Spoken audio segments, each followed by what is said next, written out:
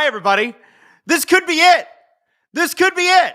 This could be it for us. Like, literally. So I was talking to Hayden just a few seconds ago.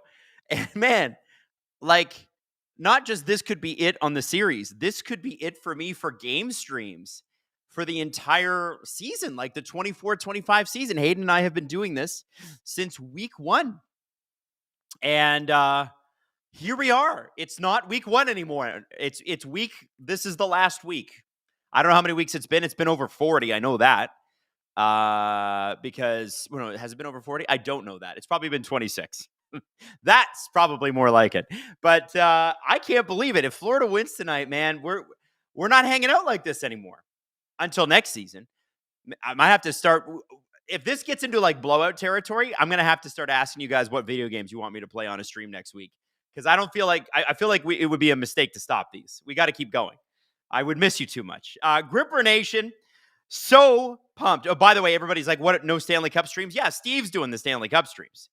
And let me say, I am very, very pumped for this game because I want to know if Carolina's got a little life. Like, Florida is a win away from quite literally coasting into the Stanley Cup Finals. Watching Dallas and Edmonton duke it out, Florida could be finished and done before they even get to game 4 of their series. They can have a full week and a half off, because the Florida Panthers need more time to get healthy. They didn't have a guy suspended for 20 games. They didn't have another guy sit out from 4 Nations onward. They didn't have another guy sit out for a month. I'm talking about Ekblad, Tkachuk, and Marchand. These guys, they're just not rested enough. But there are some changes to the lineup. So you've got Nico Sturm, who hasn't played since, I think, the start of the Toronto series, is in with Thomas Nosek and Jonah Gadjevich, and they always find these guys. Last year, it's Lomberg, it's Lorentz, it's Cousins, it's whoever else you want to say. Now it's Sturm and Nosek and Gadjevich and Greer is sitting. And by the way, Forsling, Ekblad, Kulikov, Seth Jones, Nate Schmidt. So Kulikov is moving up beside Seth Jones, and Balanskis is I love a Latvian name. Is jumping in with Nate Schmidt on that third pair. So I don't imagine that we see a whole heck of a lot of them tonight. But what's brilliant about the way Paul Maurice has got this is he just finds guys, and the guys score goals, and it just happens to work. Now, for Carolina, quite literally no changes to the lineup with the exception of Freddie Anderson, who's back in. And I thought Pyotr Kochetkov had 2 of the best periods of a Carolina goalie this series. The problem was period 3, where he let in 5 goals in 1 period. That's a problem. So they're going back to Freddie. Rod's he's gonna ride the guys that he's interested in. Ride the guys that he's interested in. Well, that's out of context. Ride the guys that he came to he's gonna ride the horses he came in on. I'm trying to make a thing, but the riding the guys thing is just it's delivering the wrong message. It's not landing. I kept trying. I kept going back for it. And it just, you know what I mean? Anyway, Taylor Hall is joining Sebastian Aho and Seth Jarvis on that first line. Svechnikov, who's had a tough year, has not been great. He is going to be on with Kotkaniemi and Jackson Blake, Martin Stahl, Logan Stankoven, Robinson, Janikowski, and Will Carrier. And check this out. Jean Hebert, or Gene Herbert, if you're English, is one of the refs tonight. He has the second worst winning percentage for home teams in these playoffs, only 50% through 8 games. So if you're a Carolina Hurricanes fan, you don't love that stat. But there's always a chance for redemption. The one thing I'm looking for from the Carolina Hurricanes tonight is like a little bit of life. Show me you can do a little bit.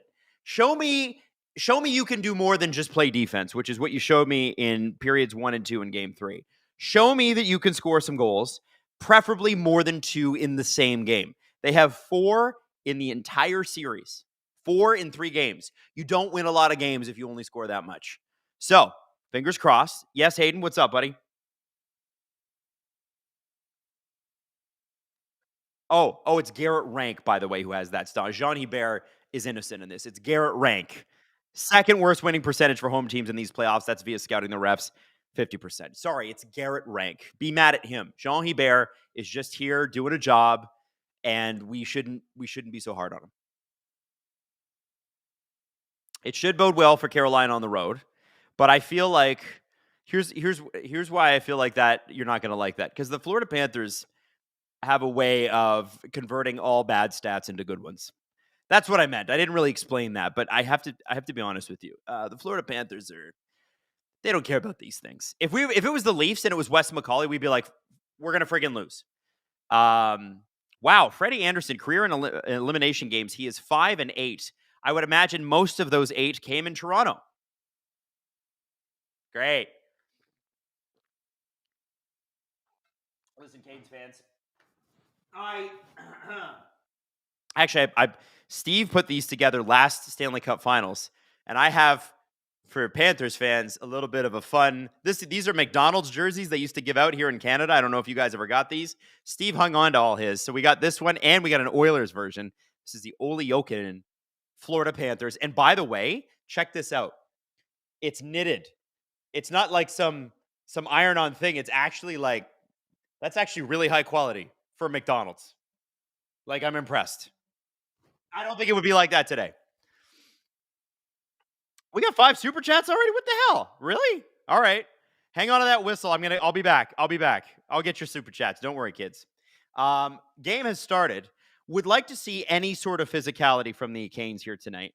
Anything. Carrier kind of gave a nice little hit there to Jones.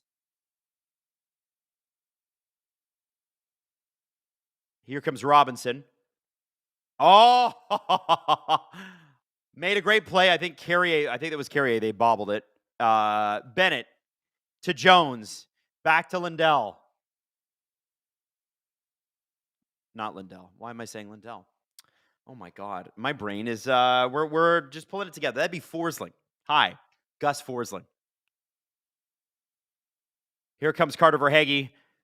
Oh! That shot actually was pretty good, and Freddie was down. If he had just put it over just a few more inches, I think he would have had a shot. Not just a shot on net. I think it might have gone in. What do you guys think about this Freddie Anderson starting stuff? I'm not sure. 18:34 left in the first period by my count. And I will give you a face-off clap to get this bad boy started. Once we get one. But we've had 90 seconds straight without a whistle. Jones.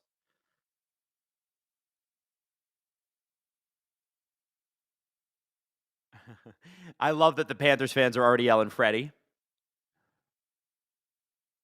Aho with a shot. Jones, Luostarinen, and Barkov. Luostarinen again. Back down to Seth Jones. I think the Panthers are going for a change here. Pinned a little bit in their own zone. This is good. If you're a Carolina Hurricanes fan, you like how this game has started. Kulikov dumps the puck in.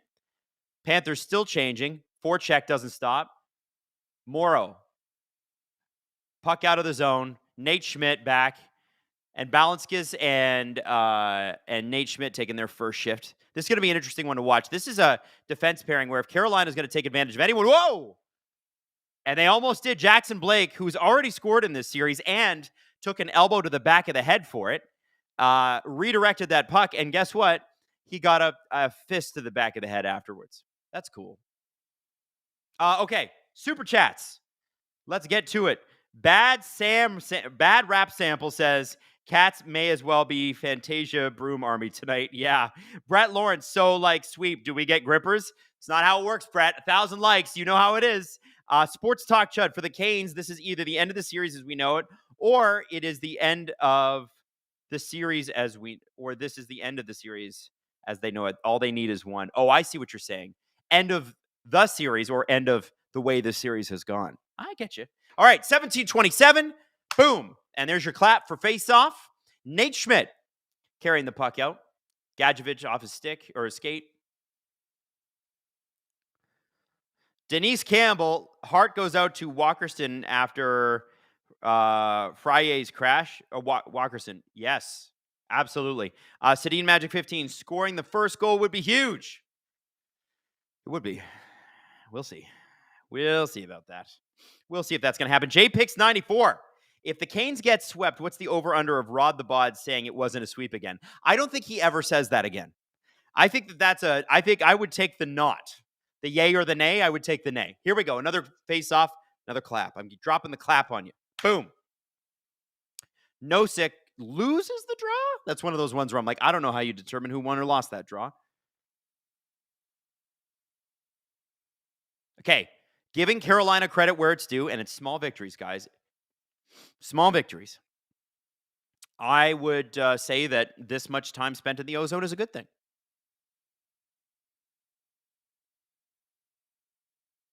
Athcoid says, regardless of the outcome today, thanks for the streams. I can't stand the TV broadcast. I'm always excited for a chance at Grippers. Well, hey, man, thank you so much for watching. I love it. And by the way, like, we do this all regular season long, too. So, like, October comes, don't forget about me, all right? I'm still here. I'll probably do some video games, though. We're gonna have to start talking about what we're gonna do. Because I'm feeling like we should start, like, we should do something fun. Like Last of Us or something where, like, Fallout, or you know what I mean? Although the Fallout games are so old now, I kind of like, I love playing them, but they are old. We got to do something with like a TV slant or a history slant, maybe Assassin's Creed, although those games are really long. Hayden says Age of Empires, but the chat gets to choose what you do. Nice play, Bennett, with the tip there. 16-15 left in the first period. Panthers pressing. Aho, Martinuk, and Jordan Stahl out. I think they're midway through a change. I don't imagine that those are Aho's preferred line mates. No disrespect to Jordan Stahl and Jordan Martinuk, who Rod the Bod said was the best line last game. And he said that's not good when your third line is the best line. For the Panthers, it is. When their third line is the best line on the ice, they win entire series. Luster-Reinen, Lindell, Marchand. That's a heck of a line. My God. Bennett. Kachuk. Back to Ekblad at center, and Freddie gloves that one. J-Pix. If the Canes get... Oh, I already got that, J-Pix. I already got you. SLS. Choose a different WWE wrestler to be the Leafs president, GM, and head coach. Ooh, okay. WWE wrestler to be the Leafs. We'll start. Well, there's not going to be a Leafs president. So I'll say the Leafs president is now the Undertaker because he's dead. And until that position comes back and he rises from the dead, that position, I don't think they're going to have a president for at least 12 months. At least. As far as general manager, you need somebody crafty who can get things done. They don't necessarily need to be popular.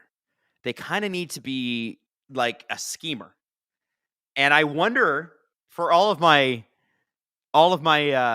friends who grew up in my era, do you take one of the all-time mid villains, but he also was willing to throw the body? Oh, here we go. Blake with another. Hey, look at that. Carolina showing some signs of life. Kotkaniemi and Blake both getting shots there. So I'm going to give you an all-time mid heel as the Leafs general manager because he was a schemer. And you need a schemer. You need somebody who's going to make plans, okay? Shane McMahon. Shane O'Mac. Does it kind of suck? Yeah. But he is a schemer. He does make things sort of happen. So I'm going to say Shane McMahon. By the way, Steve told me that there was once a storyline where Vince McMahon and Shane McMahon were in a fight with God.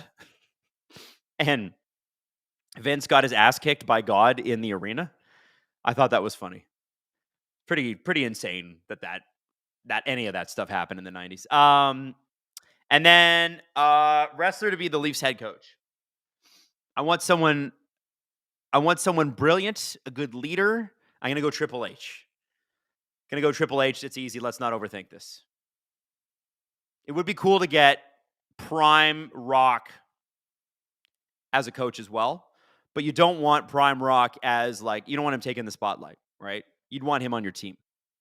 Long Hong says maybe Andor. What about Andor? It's pretty great. It's a pretty great series. You guys should watch it.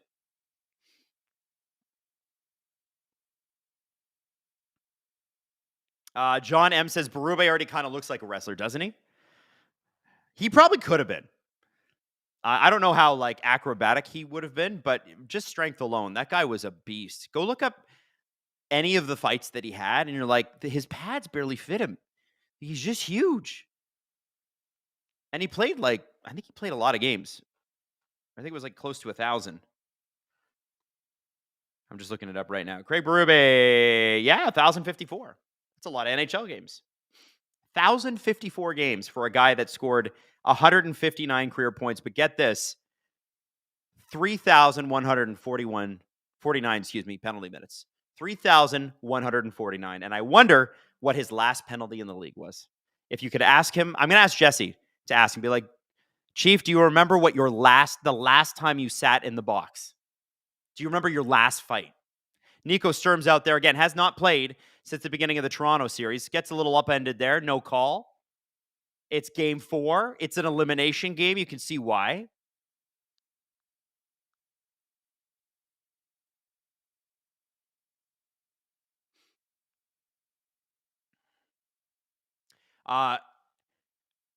Kind of surprising.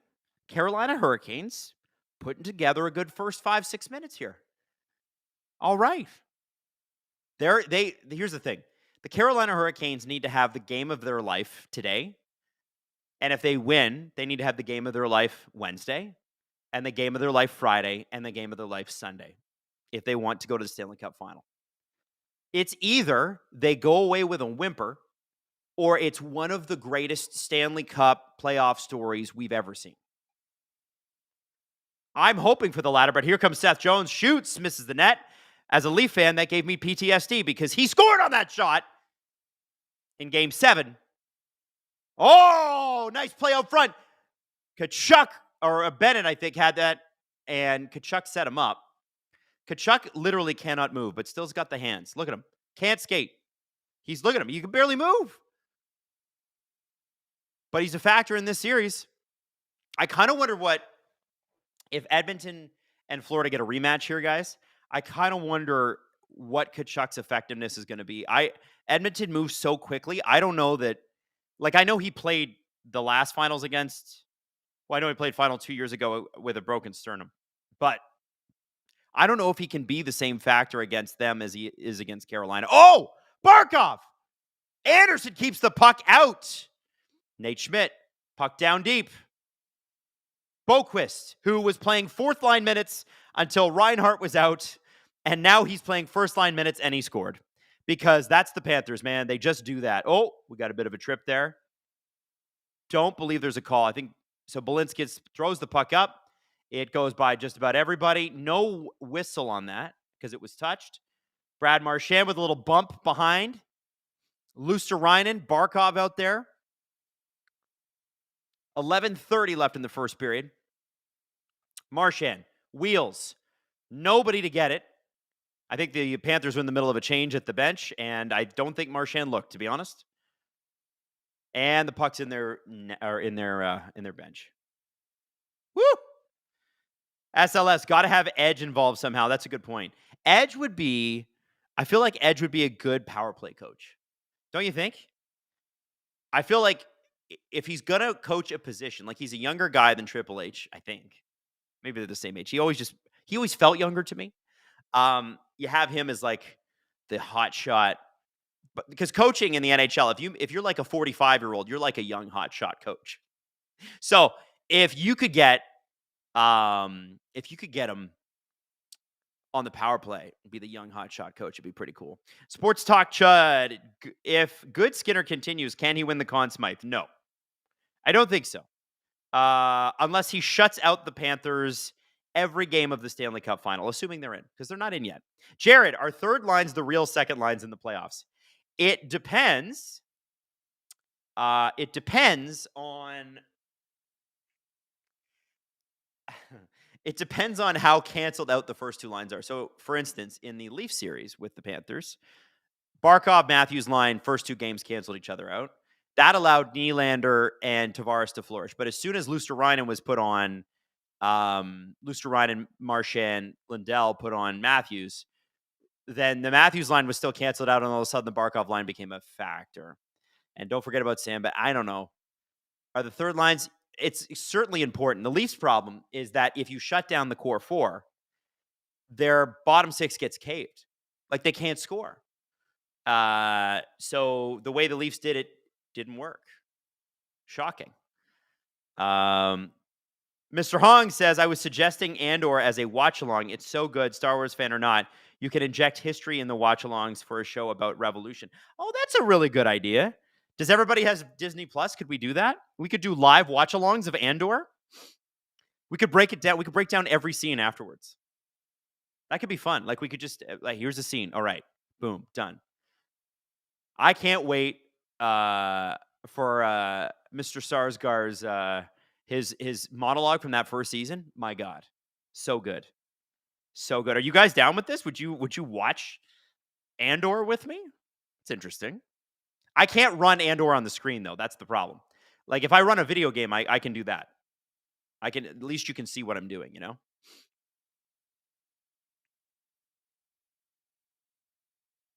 A Doom Mirror says, I've never watched Andor and I would absolutely love a watch along. All right. So we'd have to basically stop and start together if we did that.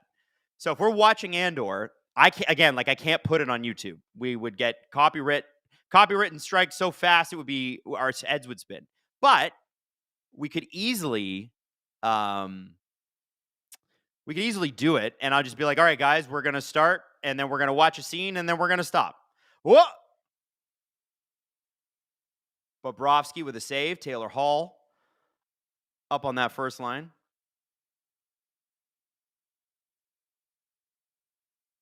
Someone says, what about a live watch along of the 1967 Stanley Cup final? Now that's funny, and I'm pretty sure that's on YouTube. Like, I'm pretty sure you can watch that.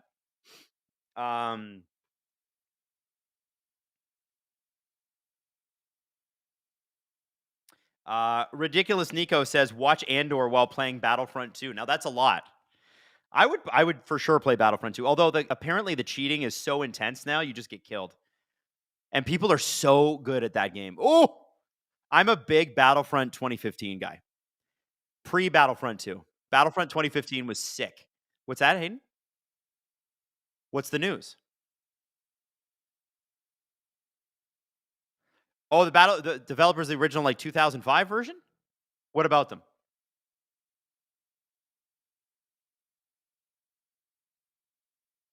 They're going to try to make a Battlefront 3 in their style, but who's going to pay for the license? Yeah, okay, I'll have to look that up. That's cool. Puck drop. There you go. 10:31. Sports Talk Chud, Empire and/or rest of Star Wars. Andor is the greatest. It's such a great show. Barkov. By the way, somebody said I got Lindell and Barkov mixed up, and I did. And that's because they're 15 and 16, and sometimes their jerseys are tucked in. And I'm like, are they on a change or is that Barkov? Also, I'll be honest with you. When you stream a game in Canada, they make it intentionally 720p so that you'll buy cable. And so sometimes the jerseys look a little like they could use a shave. They're a little fuzzy. It's like a 5-year-old trying to color in a picture. They kind of, the color bleeds, shall we say. 9:48 left in the first for anybody just joining in. Canes fans, I got to know how you're feeling. I need to know how you're feeling. This looks like a pretty good first 10 minutes for you. You're some good scoring opportunities, Jackson Blake especially. A couple of good shots. The third line for Carolina doesn't look like the best line on the ice, which is great. They still look good, and they just had an opportunity. Logan Stankoven. Oh, man. Oh, baby. Phoenix says, where's the angry shouting guy? He's doing the Oilers series. But don't worry, Panthers fans. He'll be back for the Stanley Cup final. I'm Adam, by the way.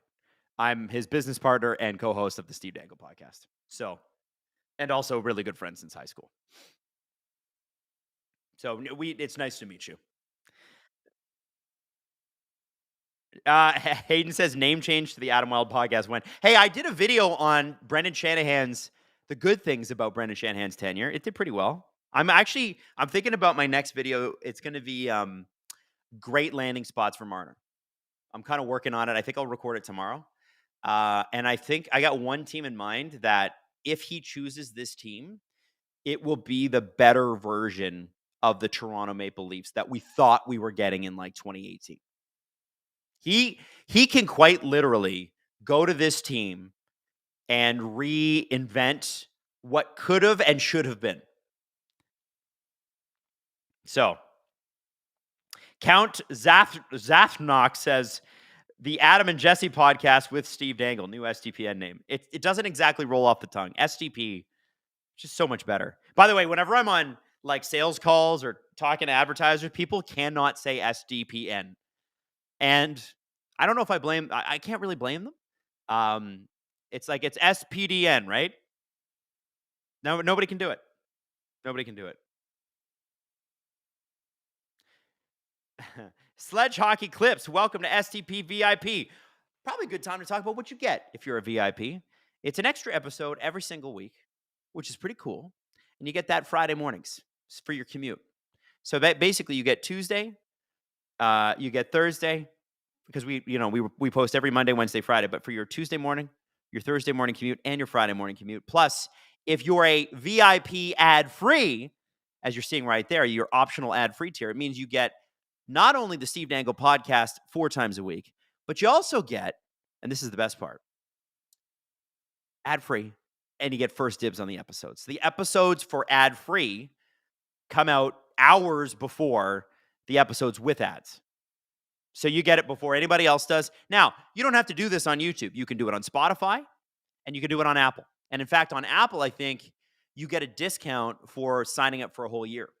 So if you are a SDP VIP ad-free member on Apple, you get, I think, a month free or 2 months free or something. Like, it's a crazy start. So it's neat. It's a good place to start. But you got to buy the full year to do that. Otherwise, you can just go month by month, whatever works for you. And by the way, for anybody wondering, what a save by Bobrovsky. I'm sure you were wondering about that too. Carolina looking alive. For anybody wondering, we still do VIP episodes all the way through the summer. We do Steve Dangle podcasts all the way up to basically August long weekend. And we do VIP episodes all the way through August. So if you are a VIP, there's not a single week without VIP episodes throughout the year. Sports Talk Judd, ever had smelling salts? I have, and they are intense. I feel like you're losing brain cells every time you sniff those. They are like, it's like really strong, like ammonia. It just makes you, whoa. Hayden says he's going to bring some for Easter seals this year.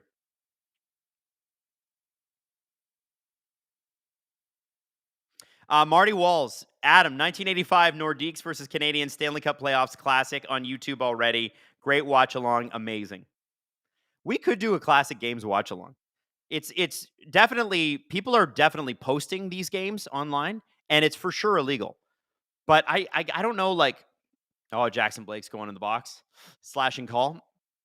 I just don't know if Sportsnet even cares. Like, do you care about a game from the 70s or 90s or 80s? Like, do you care? You don't care. You can't make money off that. All right, here we go. Barkov. Going to take a face off. Probably going to win it. He's good at that. And he does it. Ooh. But doesn't matter. Florida gets possession anyway. Kachuk. Look at this. Carolina high on the Panthers D. They've made an adjustment. Now, they've done a good job penalty killing this series. If there's one thing you can give Carolina, they're pretty good on the PK this series. But they are playing high on the Panthers D, unlike they did in previous games. And you know why? It's because the Panthers are doing it to them, and it works. Keep the motor running. Ekblad keeps the puck in and promptly fires it into the crowd. Ali Lodi, welcome to STP VIP. Ali, thank you. Jacqueline K, does Sportsnet even have the rights to all those old classic games? Yes, they do. Sportsnet, when you buy the NHL rights package, you have the right to play any of those games because you get the whole back catalog. It's essentially like a car lease, but their car lease is 12 years long. So they could run it. And like ESPN has done it where they have like ESPN Classic and they just run old like NBA and NFL games. I don't know how well it does. I don't know how much people care. That's why I always felt like just put it on YouTube and people can watch it if they want to. And then you get like evergreen content, but I don't know that Sportsnet wants to do that. There's probably a business reason not to do it, but yeah, they do own that stuff. Also, a lot of those games would have been broadcast before Sportsnet even existed. So it's like, hey, you're watching on TSN, and they're probably like, yeah, we don't want that. How about we don't? How about we don't broadcast a TSN game from the '90s? How about we don't broadcast a global game from the '90s or a City TV game? Well, they own City TV, but yeah, like those. I mean, hockey games used to be on weird networks. 6:41 left in the first period. Not much doing on this Panthers power play, only 4.2%.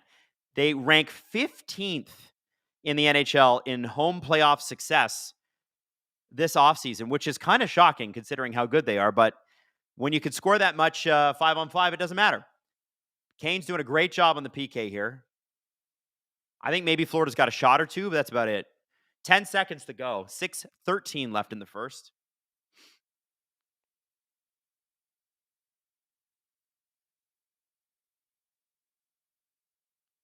All right, power play over 6 minutes exactly left to go in the first period. One shot for the Panthers in that power play. Not ideal, but I don't think they're worried about it. They are, in fact, the Panthers. I don't know if you knew that. They seem not to worry about much. Hall, Jankowski. I get why they're running this out there with Hall and Jankowski, but this is not the line you want. Oh, although Robinson almost had an opportunity there. You want to have Aho and Svechnikov and those guys out there. Robinson tried to find Hall, intercepted. Lindell is out there with Boquist.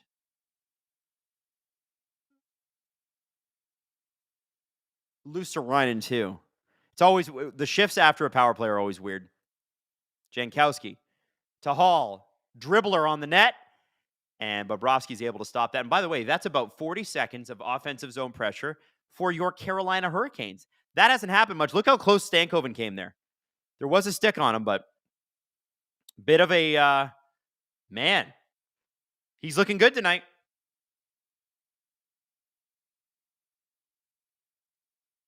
How we feeling for Panthers fans? How we feeling about tonight? They haven't really got it going yet. Are you cool with it? Are you a little nervous? You want to wrap this one up tonight, probably, right?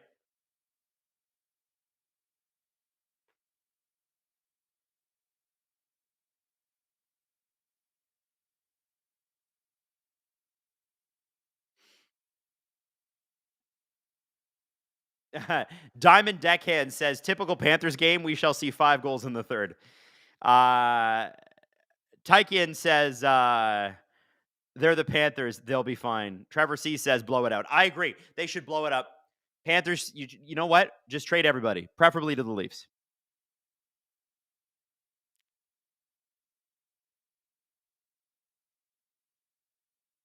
Jose Pantalones says, I don't want a long break between series.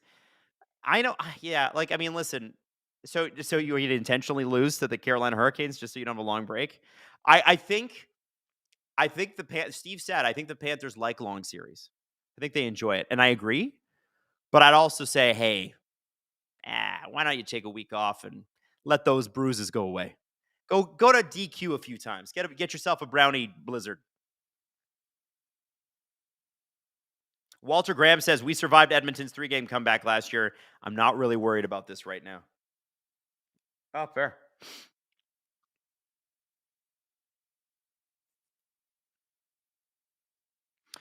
Netfriend Present says, so Adam, if the Canes did somehow come back and win this series, would it be a bigger upset than the Kings and Sharks in 2014? Oh, that was a huge upset. Yeah, I think that would be big. This would be bigger. This has to be bigger, right? Would it be bigger? I think the thing that maybe would make the Kings and Sharks bigger is the Kings had won at that point, hadn't they? They won 2012. And the Sharks should have won a damn cup, man. They almost did the next year. Boy, that's a tough one.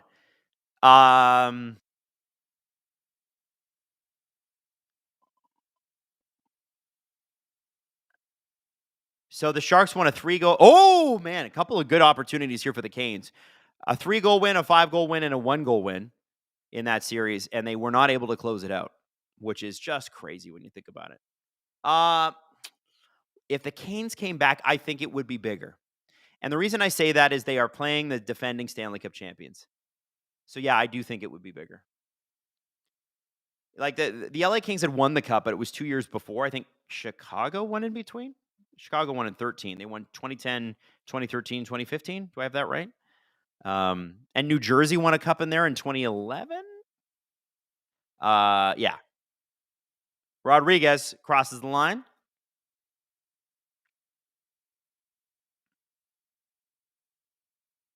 What if Meh says, can you believe the Panthers are apparently interested in Marner? If you have a good team and a free agent like Mitch Marner is available, you should be interested. Oh, Orlov just took out Boquist, literally clotheslined him, and the ref has called that. The Panthers are going back on the power play here, but don't worry, there'll be some even up calls in the second and third period. Oh, I thought, oh no, they didn't call it. Okay, that was just an offside. All right, I was wrong. Man, shout out to Orlov. That was quite the move. Lindell centers it. Luosterainen misses the puck, but hits the man.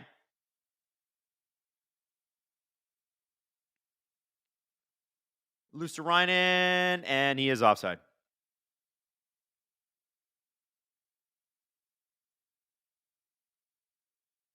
Yeah. No, wait. Okay. When did the Devils win a cup? When did they lose? Sorry, Devils win the cup? No, they lost the cup, and it was David Clarkson, Ilya Kovalchuk, that crazy line where Clarkson got that crazy deal from the Leafs afterwards. Who friggin' won that? Oh, it was Boston that won in 2011. Moron. Man, you could tell I'm out of it tonight. I'm trying. That was a crazy series, too. That was a classic. Absolutely. Was that the best Stanley Cup final of the 2010s? Might have been. There were some good ones, but I don't know that it gets much better than that. Vancouver at their absolute pinnacle. So many Hall of Famers on that team.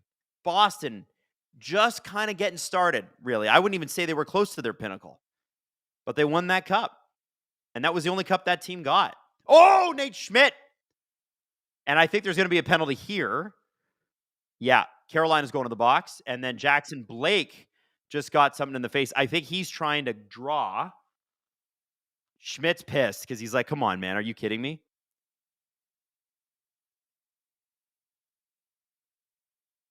So, yeah, Jackson Blake basically trying to draw Nate Schmidt into something. Is Schmidt's going. So it was going to be a power play for the Panthers. But Schmidt, so here you go. There's Schmidt. And then he whacks Jackson Blake. Oh, what an idiot. What are you doing? That's an idiot move. You can't, listen, I know it's an emotional game. You can't be doing that shit, Nate. So it's going to be 4-on-4. I don't know who this favors. I think probably Florida. Ideally, for a 4-on-4 situation for Carolina, you have Jackson Blake out of the box because he's actually scored in this series. Also, I'm not sure why Jackson Blake's getting a penalty. Is it the slat? Is it like the two-hander to the side? I don't know. That's pretty soft. Schmidt, buddy. He drew Jackson Blake, give him some credit. He drew Nate Schmidt in. He took a penalty, and he's like, you know what? I'm going to try to get one back, and he did. Veteran move for a young guy. Respect. Barkov wins the faceoff. Puck got away from Forsling. Ekblad. Barkov. Kind of handling the puck in his own zone, not doing a whole heck of a lot. Hayden is so upset about that penalty. He does not think Jackson Blake should be in the box. Rodriguez gets the puck back to the point. Barkov on Burns. Oh, Ekblad gets his shot blocked, and that puck goes out. Good little play, though. Net front presence. Jackson Blake has a huge future for the Canes. Yeah, he's good. They need to get some better players around him. What's pretty clear with the Canes is like I know that they lost Drury and Nietzsche and then proceeded to lose our good friend Mikko Rantanen. They're thin up front. And I don't think Marner is going to solve that, even if they got him. Like I know Carolina and Florida are interested. They got to do more than Marner. They need better centers. And no disrespect to Kotkaniemi and Stahl, but like that's a 3C and a 4C, not a 2C and a 3C. 116 left on this 4-on-4. What's the stat, Hayden?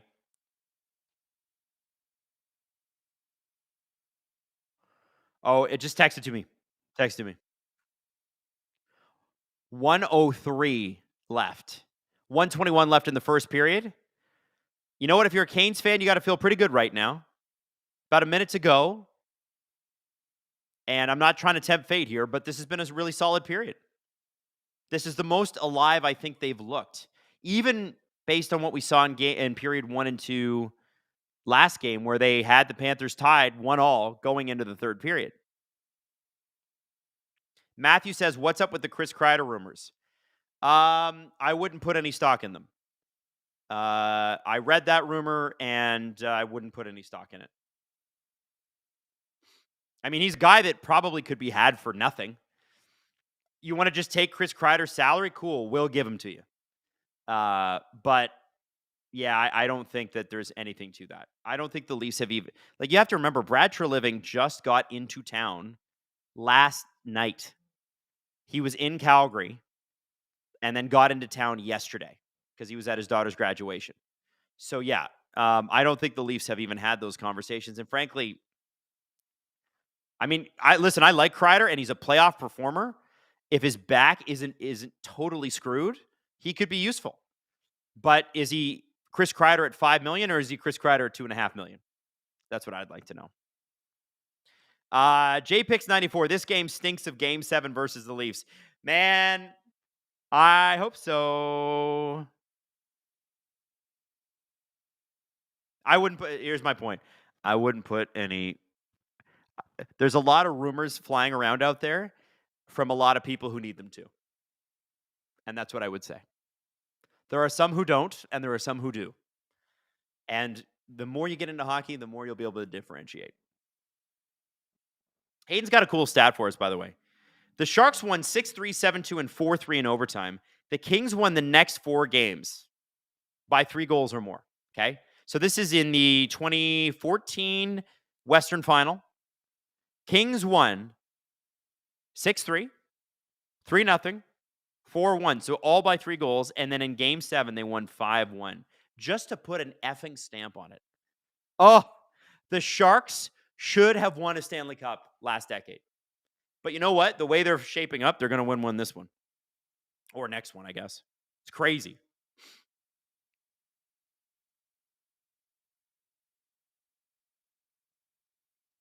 TPH3 says that Nyes is going to be a core player. Dude isn't the greatest, but he's tough and he fights.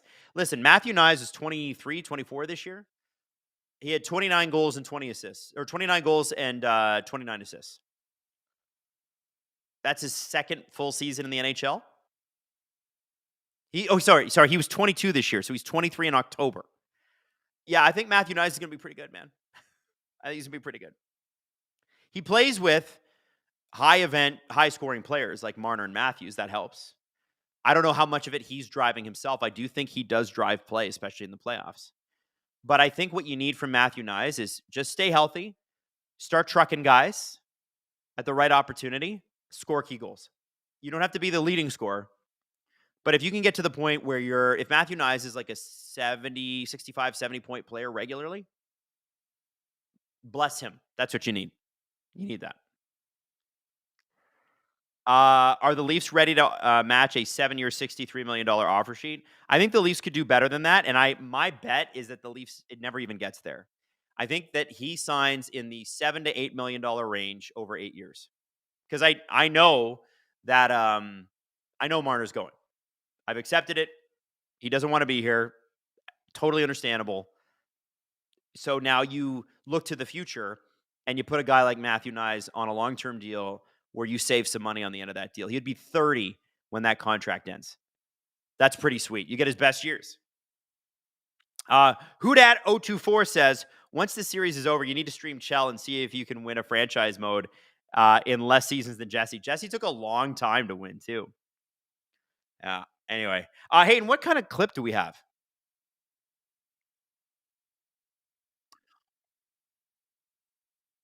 CJ show clip. He had a good show today. I don't know if you guys have checked out the CJ show today. You're about to. You're going to get a little snippet of it. What is it? On Craig Berube's new role. So Craig Berube very quietly has taken on a new role as coach, but also like AGM. And that's really interesting. He's become one of the more powerful coaches in the league in terms of what he can get done in his own organization very quickly. So what does that mean for the Leafs? Watch CJ and Julian break it down. You touched on Brad Treliving, and feel free to add more on that for my next question. But I'm also curious about not just what it could look like for him in this structure, but also Craig Berube, because it seems like he's also getting some changes with his position. Well, I mean, of course, still head coach, but he might have more of a say in this new world as well. Yeah, it was fascinating that he had dinner with Keith Pelley on Thursday. And yes, on one hand, it's just a dinner. But on the other hand, well, I think a lot of NHL head coaches will know their owners, might cross paths with them at certain ceremonies or in the hallway, say hello, tip a cap, shake a hand, how's the family? I don't think that a lot of owners get that. And Keith Pelley doesn't own the Leafs, but he's ownership's representative in this scenario that he's having dinner with the head coach. And one thing Pelley said to reporters, he said he's an invaluable asset to this organization. I mean, you get the sense it was a little bit more than just like, hey, he's done a nice job coaching the team and we like him. It felt like they want to lean on, one thing Pelley's big on is establishing a certain culture within the organization. And I think that they see Craig Berube as a culture setter. And frankly, I think they should. I mean, even as a head coach, I would say that he's stronger at getting a team to do certain things than maybe breaking down an X's and O's part of the game. It's not to say he can't do that, but I think he's much stronger on buy-in, on how he handles people, on, what he demands. I think he sets a certain standard, but, I think he's really, he excels really, if you look at his skill set at bringing a group together. And maybe is not as much about the X's and O's part of the game. I mean, lots of coaches, head coaches, are great at one and not as great at the other. And that's why you have assistants. And, look, there's all kinds of ways to get to the desired place. But I just think it's interesting that he appears to be in the inner circle. Now, does that mean he has actual say on personnel matters? I still think Brad Treliving is making the final call on any moves made. And, Brad Treliving to me strikes me as a very collaborative type of GM. I think he's an excellent communicator. I think he likes to talk to people on the phone. He likes to flush out ideas. I think he's a well-prepared GM. He doesn't just go off the belt, right? He's not just oh, this seems like a good idea, let's do it. And so I think he would always be seeking out those opinions, but it just, it feels like in this new world, Berube has a little bit more say, at least for now. And that's wild on a couple fronts. First of all, he's 1 year into his time in Toronto. Second of all, I was saying that Brendan Shanahan paid the price for a 6-1 loss in Game 7. I mean, in some circumstances, you might be asking, do we have the right coach? Was the team prepared enough? Why did that happen? And clearly that doesn't seem to be the case. I think they feel on balance, enough good things happen this year that they feel comfortable with Berube as a coach. But, it's very unusual. I can't think of, Mike Sullivan in Pittsburgh, he had a line to ownership, right? And he had a contract unlike any other coach and definitely had the ability to influence that. I would think John Cooper, as long as he's been in Tampa and knowing the way that, Jeff Vinnick has run the Lightning and how hands-on he is, but not in a controlling way, but in a making sure everything's being guided in the right direction. That's a head coach who could ask his owner for something. And there's probably a few I'm missing or I'm not aware of. But the point is, it's a handful of coaches that have that kind of, basically that have that hand on the lever. I mean, most coaches show up to work, keep their head down, do their job, and they know they're going to get fired in 2.5 to 2.75 years on average. And that's about it. Most of them aren't valued in the way that you're seeing here. And I wonder if when I talk about Pelly being, interested in European football and, even what he's seen in the golf world, I just wonder if he recognizes maybe a certain value in treating a coach a certain way when it comes to the higher level decisions being made, that could have, bring more synergy right from, the ownership right through the players. No idea if it's going to work, but it definitely felt unusual the way it was framed. Does Pelly have a European football club he supports? I do not know. He mentioned Liverpool last year. Like, he mentioned that going to a Liverpool game and hearing "You Never Walk Alone" reminded him of some of his experiences going to a Leafs playoff game and being around, the Maple Leaf Square and the way the fans were. But that doesn't mean he supports Liverpool. I do not know if he has a rooting interest in any of those teams, but he was in London area for a long time and running the golf tour. And, I just think he's a business executive at heart. He loves sports, obviously. But I think he's probably studied all these teams as brands. The other thing he said is for him, and cover your ears if you live outside Toronto, but he said for him, hockey's the greatest game on earth and the Toronto Maple Leafs are the greatest hockey team on earth. And like that they, like, he was basically saying, like, there's been all this talk about pressure and all this stuff. He's like, forget it. Like, there's no team has an experience like our team. Again, I'm just using his words, not expressing my own opinion. Don't want to go into those waters because I know there's a few passionate fan bases out there that might take issue with it. But I'm sure that he's looked at how even the Dallas Cowboys are run, how the New York Yankees are run, how Real Madrid's run, Liverpool, Man City, any of the big, huge sporting brands in the world. Like, let's face it, the Leafs are there. I think that they're clearly missing the trophies. I mean, Tottenham didn't have any trophies until recently. Okay, I don't want to hear about Tottenham. I don't want to hear about Tottenham. Skip through them, but please. I'm just saying, they were a pretty big brand. I mean, not on the same level as some of the other ones. Obviously, you have a much better working knowledge, and I know you love European soccer a little more than I do.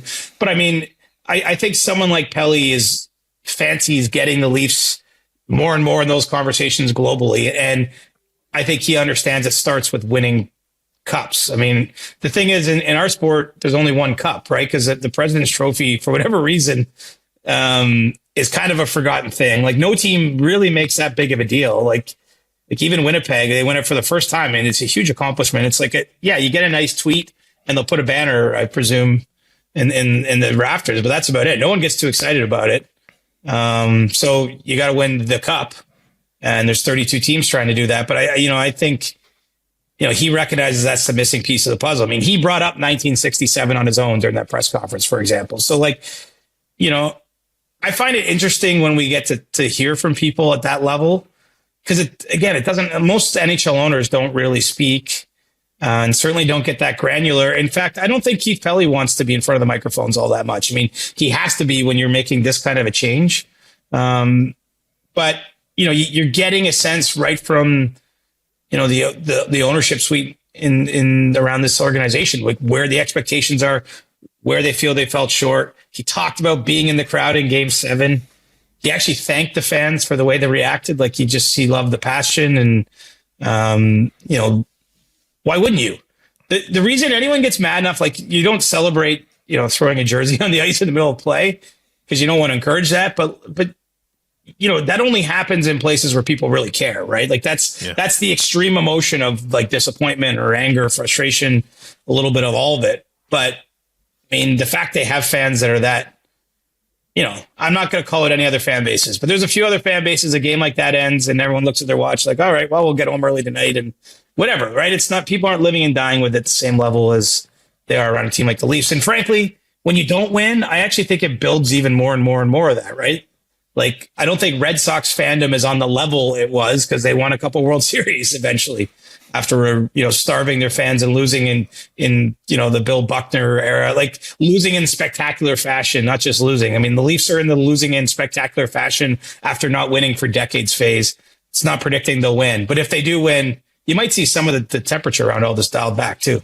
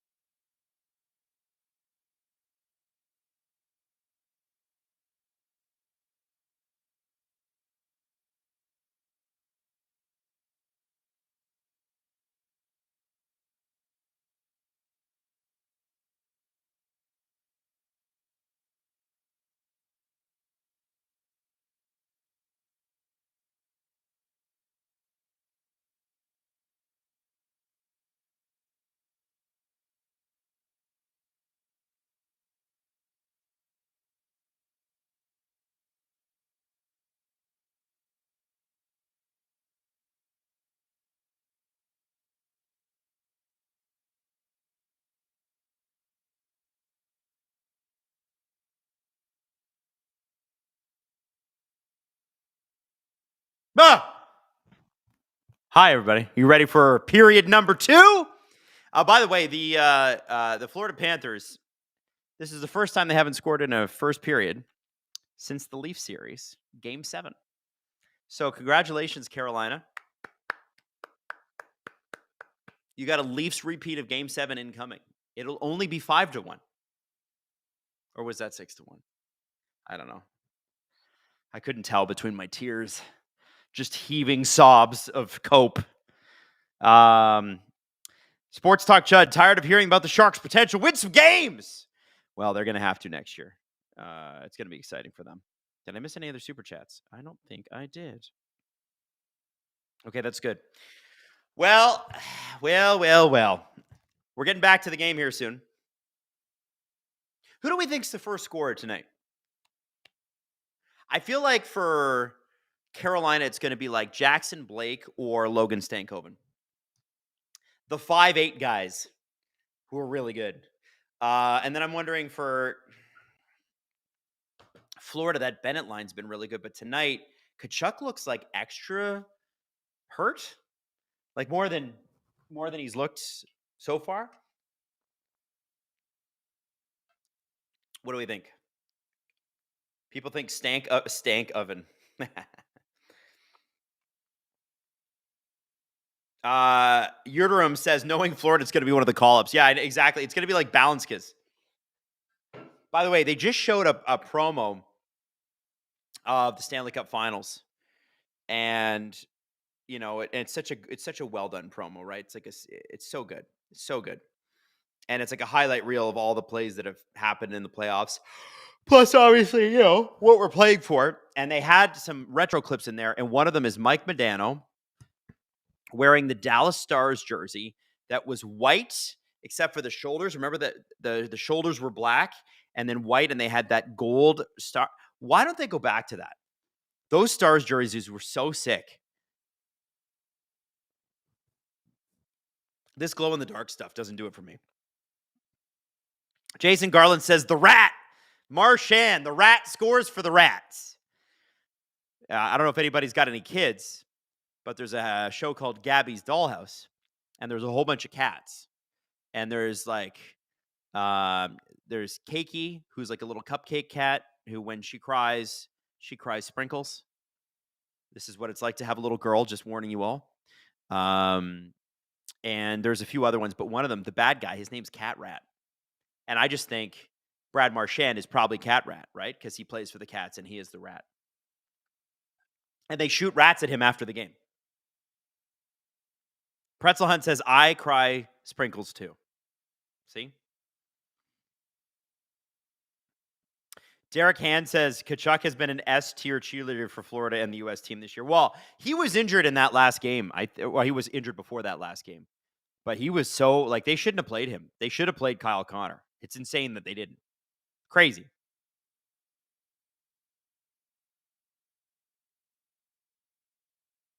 TPH Triple I says, those Stars jerseys are awesome.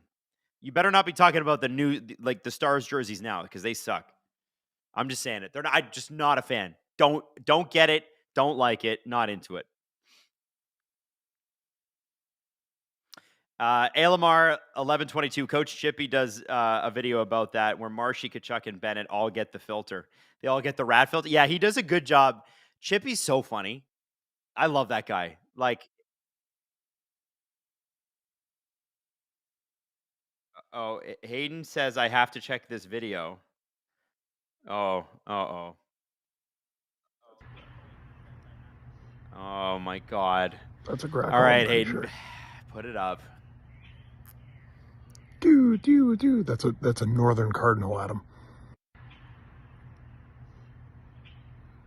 That's a grackle, I'm pretty sure. Dude. That's a northern cardinal. I don't know, man. Birds. Lame. That's a grackle, I'm pretty sure. You know what kills birds? Neighborhood cats. Panthers fans, you know what to do. That's a northern Giggling Cat, greetings from a Merritt Bank Arena chat. Click like. Hey, Cat the Cats fan is at the game tonight. Enjoy, Cat the Cats fan. We're thrilled for you. Thank you for watching. That's a northern and stop cardinal. blue-footed boobying my chat. Stop it. That's a grackle, I'm You pretty need to sure. stop that. It's madness. All right. Dude. That's a northern 20 cardinal, minutes. Adam. Second period. Face off. Panthers win it. That's a grackle, I'm pretty sure. Take your blue-footed boobies and go away. Dude. That's a northern cardinal, Adam. All right. So who scores first, guys? We got Panthers, we got Canes. Panthers or Canes? Hit it. 19:35 left in the second period. By the way, people think that's a cardinal. Apparently, Steve's audio is still playing. Just throwing that out there. Hayden, I'm not sure. Guillaume Petit says the White Stars jerseys are more ugly than the green. Like current ones? Yeah. Man, they're weird. They're super weird. I don't know why. Somebody just said I look like Brett Lindros. I will take that compliment. Brett and Eric were handsome gentlemen. Is it still looping there, Hayden? Oh, should be off. Okay. 19:26 left in the second period. Another center ice face-off, and Barkov got kicked out. So Verhaeghe's going to take it. Aho beats him. Brent Burns with the puck. Gets it down low.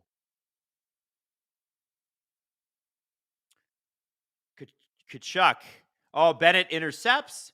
And I got a little fooled there because I was like, wait a second. That's his net. Because they switch sides. Happens to me every once in a while. Steeson Schiller, Wylde fans. Adam Wylde, Wylde fans hating the Stars. That's right. Hayden's one of them. Or Hayden, do you like the Stars? Hayden says, as long as Jamie Benn's on the team, go F the Stars. Agreed. Hey, speaking of, do you think Jamie Benn re-signs with the Stars this year? Like, he's their captain. He's only got 3 points these playoffs. Although, to be honest with you, not a whole lot of depth scoring in that Stars lineup for whatever reason. There's a lot of people who can, just they haven't, because Mikko Rantanen's been doing a lot of that. But Jamie Benn, still a bastard, still worth having on your team. 49 points in 80 games. Is that a guy that fits into somebody's top 3 where come playoff time, it's like, I don't want to play that person. Please don't make me play that person. Here comes Marchand. Luosterainen, and they are stopped up by the Canes defense. All 5 Canes forwards back. Talk about team defense. Boy, all of you hate Jamie Benn. That's crazy. Why the hate for Jamie Benn? Brett Lawrence, why not the hate for Jamie Benn? I think Jamie Benn knows why people hate Jamie Benn.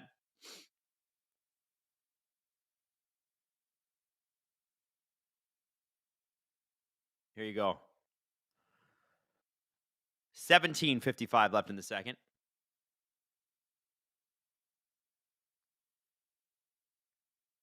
Daniel Doso says, I love Jamie Benn. He's from my hometown.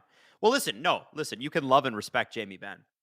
I'm just saying for every team that he's played, he's broken one of our players in half. Warrior Womp, Jamie Benn, future Bruin. Ooh, ew. You're right. He would fit in perfectly in Florida or Boston. Although I think he'd probably want to go to Florida more than Boston.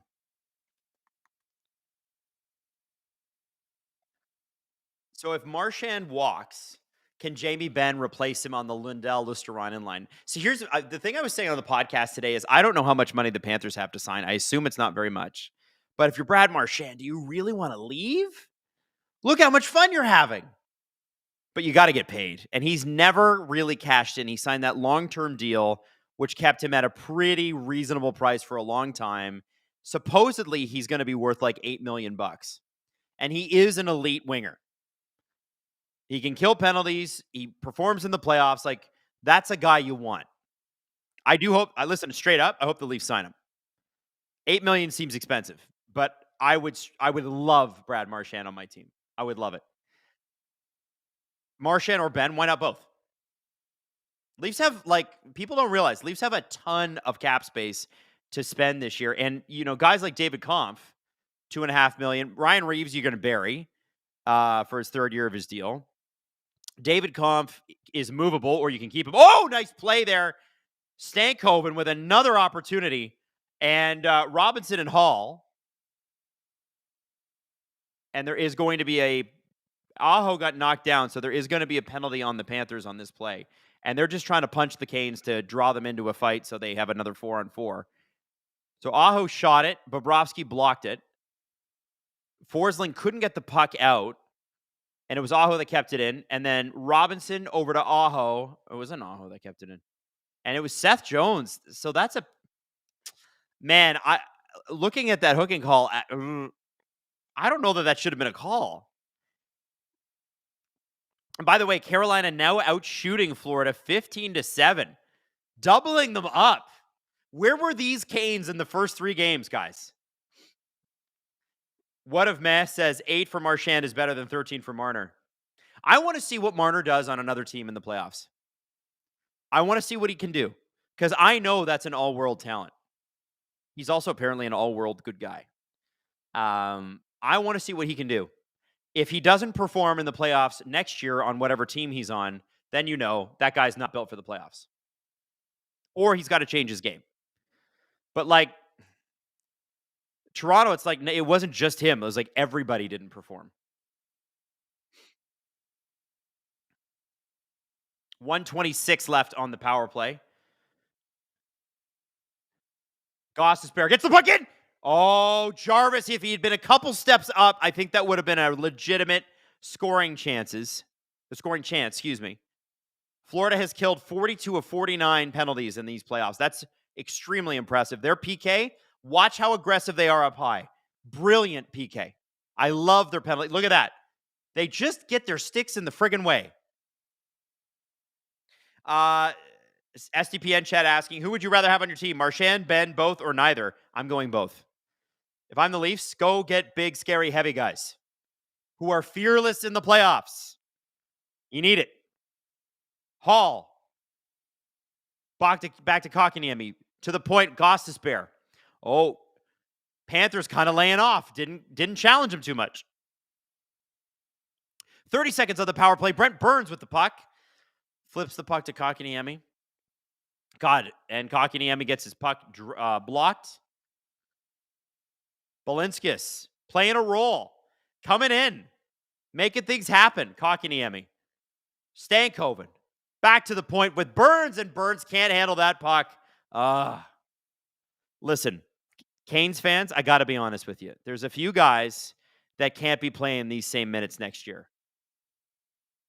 And their names are Burns and Stahl, 1 and 2.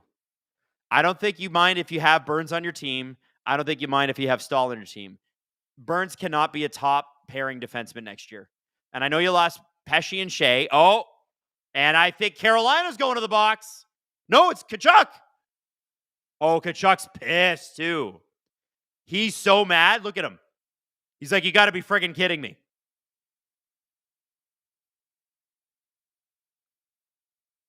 So what happened here? Stahl put his hands on his helmet, and Tkachuk is either frustrated or he's making fun of him. I got to see this play.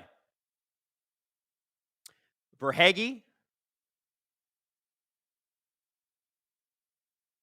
Wait, why is Tkachuk going to the box? Why did he get a penalty? That's an embellishment call? What? I don't know, man. Yo, I know people are calling him a flopper. Oh, wait, it's Bennett? Or they have Bennett. No, it's Tkachuk with the embellishment. And Stahl is going to get one, so it's a 4-on-4. Tkachuk can't skate. Like, I know they're giving him an embellishment call, but, like, you have to understand, this guy cannot skate. Watch him skate. He can't do it. Here comes Burns. Burns on Forsling. Burns channeling his inner 2010s. Yeah, so as I was saying, I think Stahl and Burns can have limited roles on this team next year if you're the Hurricanes. But those guys can't. They can't play the roles they're playing right now. No disrespect to them. They've had great careers. I just don't. Burns needs to hit bodies. Yeah, no. Victoria Tucker, Tkachuk pisses the hell out of me, but that was a stupid call. Yeah, I think that was a bad call. I think Stahl should have been in the box, but here's the thing. When they call embellishment on you, they've warned you. It's not like it comes out of nowhere, right? Like, refs are watching, and refs hate being embarrassed. And I think if you have an opportunity as a ref, you go, hey, knock that shit off. Otherwise, I'm calling an embellishment next time. So I would imagine that the refs have probably said, hey, we're on to you. Stop doing it. And on the one call, he probably should get the call. He doesn't get it. MT says Tkachuk is already a mediocre skater when he's healthy, too. Well, it's certainly a lot better than what he's doing right now.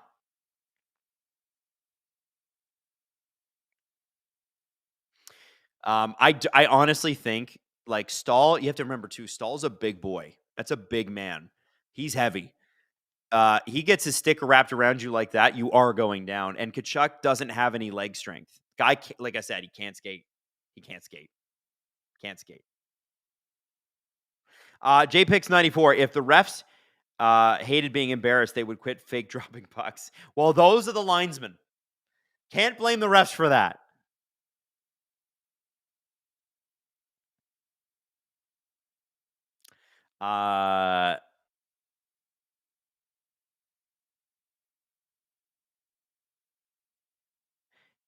Daniel says, but the refs make so many embarrassing mistakes. Is it too much to ask for the refs to have some balls? Yes. Short answer is yes. Long answer is also yes. It is too much to ask. As a Leaf fan who got absolutely just shocked into my, shocked my playoff life away watching those Leafs Bruins series in 2018 and 2019. Dude, if you're waiting for calls, you will not get them. You want the refs to have balls, they don't. They don't have them.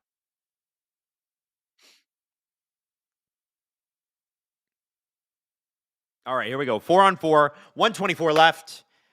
Puck is dropped. 13:56, 13:55, 13:54, 13:53, 13:52. That's where we're at. Stankoven takes the puck, wheels around the boards, uses that speed. Nobody with him, 4 Panthers on him. Hey, guys, you don't have to play team defense all the time. Maybe create a scoring chance. Aho behind the net. Here we go. Seth Jones all over Aho. Aho kind of dead zones it a little bit. Gets the puck stripped. There's Barkov. He has the puck stripped. Carolina going for a change. 44 seconds left on 4-on-4. Jones, Forsling. 30 seconds left at 4-on-4. Ekblad gets the puck up. Anton Lundell. Oh, great move through some Panthers. And Brad Marchand does the silly thing. Brad Marchand should have shot that puck. Why are you trying to pass through 4 sets of skates, buddy? Shoot the puck. Shoot it! Let him get the rebound. Watch. Lundell makes a great move here, splits the D, and all Marchand has to do, he's got a wide open shot at Freddie. You got to test Freddie. The Florida Panthers have not got in Freddie's kitchen. And listen, I know he's not had a great series, but this is the same goalie that let in 6 goals in 5 games against the Washington Capitals. The Washington almost President's Trophy Capitals. Okay? Time to shoot the puck more. Lundell, Marchand, get the puck. Ekblad shoots the puck in. It is blocked. Gossesbear races the puck down past the red line. Kotkaniemi with a shot on Bobrovsky. Bobrovsky covers it. 2 seconds left at 4-on-4. Tkachuk and Stahl due to exit the box. Carolina shot 17-8 in this game. Now, this is Carolina's game. They're playing their game. Low percentage shots all the time. You know, this is a team that going into this series averaged 33 shots a game in the playoffs. Most teams can't get above 25 in the playoffs. So it kind of goes to show this is a team that shoots a lot. They're getting their game going. Florida's not doing a great job of playing their game right now. By the way, everybody, We got 1,300 people in this chat and only 442 likes because I just like the video.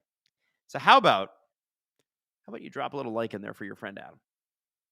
Stall. Forsling gets the puck.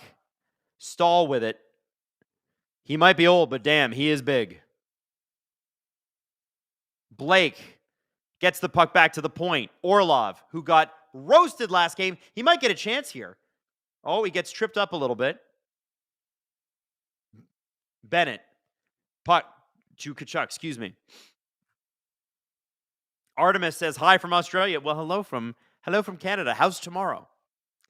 Nice pass. Tkachuk.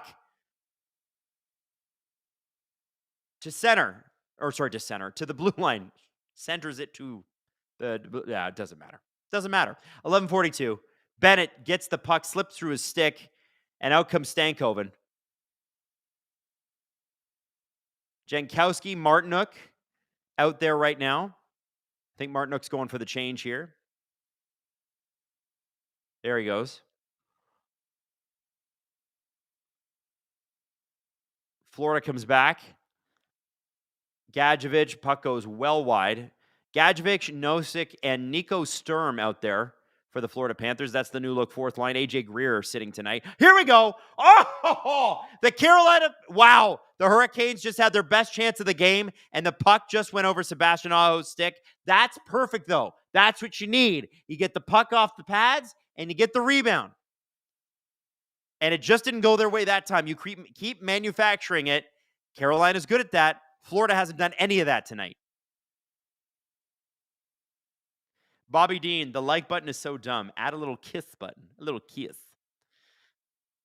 I'll talk to YouTube about it, see what they can do. Aho with Jarvis. Panthers. Yeah, Panthers. All over them. That's the one thing you can say about the Panthers. They're really good at breaking up plays in their own zone. Kulikov has lost his stick, though. This could be an opportunity for the Hurricanes. Jarvis still out there. Kotkaniemi. He's got Nikishin waiting open at the point. He looked at him, didn't send the puck over. Nikishin was a big scorer in the KHL, or they want to call him Nikishin. I'm going to say Nikishin for now. Is it Nikishin? Oh, wow. Big swear word just made it through. And they tried to bleep it on Sportsnet, but they ended up bleeping the word afterwards. They said something about the effing word. And a shot on Anderson, Boquist, and Barkov in there trying to take his eyes away. Nothing. Pronik says, hey, Adam, good to see you again. Can I get a go, Sens, go? If you super chat it, maybe. I can't just give you a go, Sens, go. You understand? Hayden says you should say go, Sens, go to the basement. I don't think the Sens are going to the basement. Dylan Woodyat. Adam, where did you get your McLaren shirt from? I'm looking for F1 shirts, but everywhere I look, it's a wallet breaker. I always get it from their clearance section at the end of the season. Always buy end of season. So like December.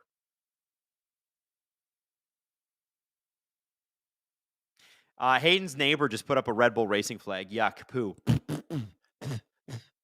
Hayden's a big Ferrari guy. I'm a big McLaren guy. Punk says, Forza Ferrari. Here's what I want to know. Who does Jose Pantalone cheer for? Joey Pants. Who's your F1 team? Give it to me. By the way, I know. TPH111 says $145 shirts. I know. That's why I buy them on clearance. They're expensive, man. Ferrari, by the way, Ferrari gear is insane. Whatever McLaren or Mercedes or Red Bull charge, Ferrari's like, yeah, double. We'll pay double. It has a dancing horse on it, so you have to pay more.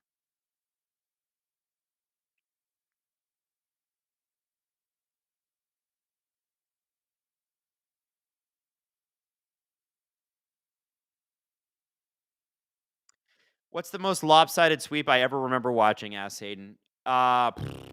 This one, if it happens. Taylor Aston. I am an Aston Martin fan all the way. I am legally obligated. And Taylor, hey, if you're a Canadian guy, Aston Martin is technically the only Canadian team in F1. They're owned by a Canadian billionaire. So if you want to show your national pride, they got a Canadian driver. His dad is the owner. And they've got the best engineer in the entire sport building their car for next year. Aston Martin's going to be a force, man.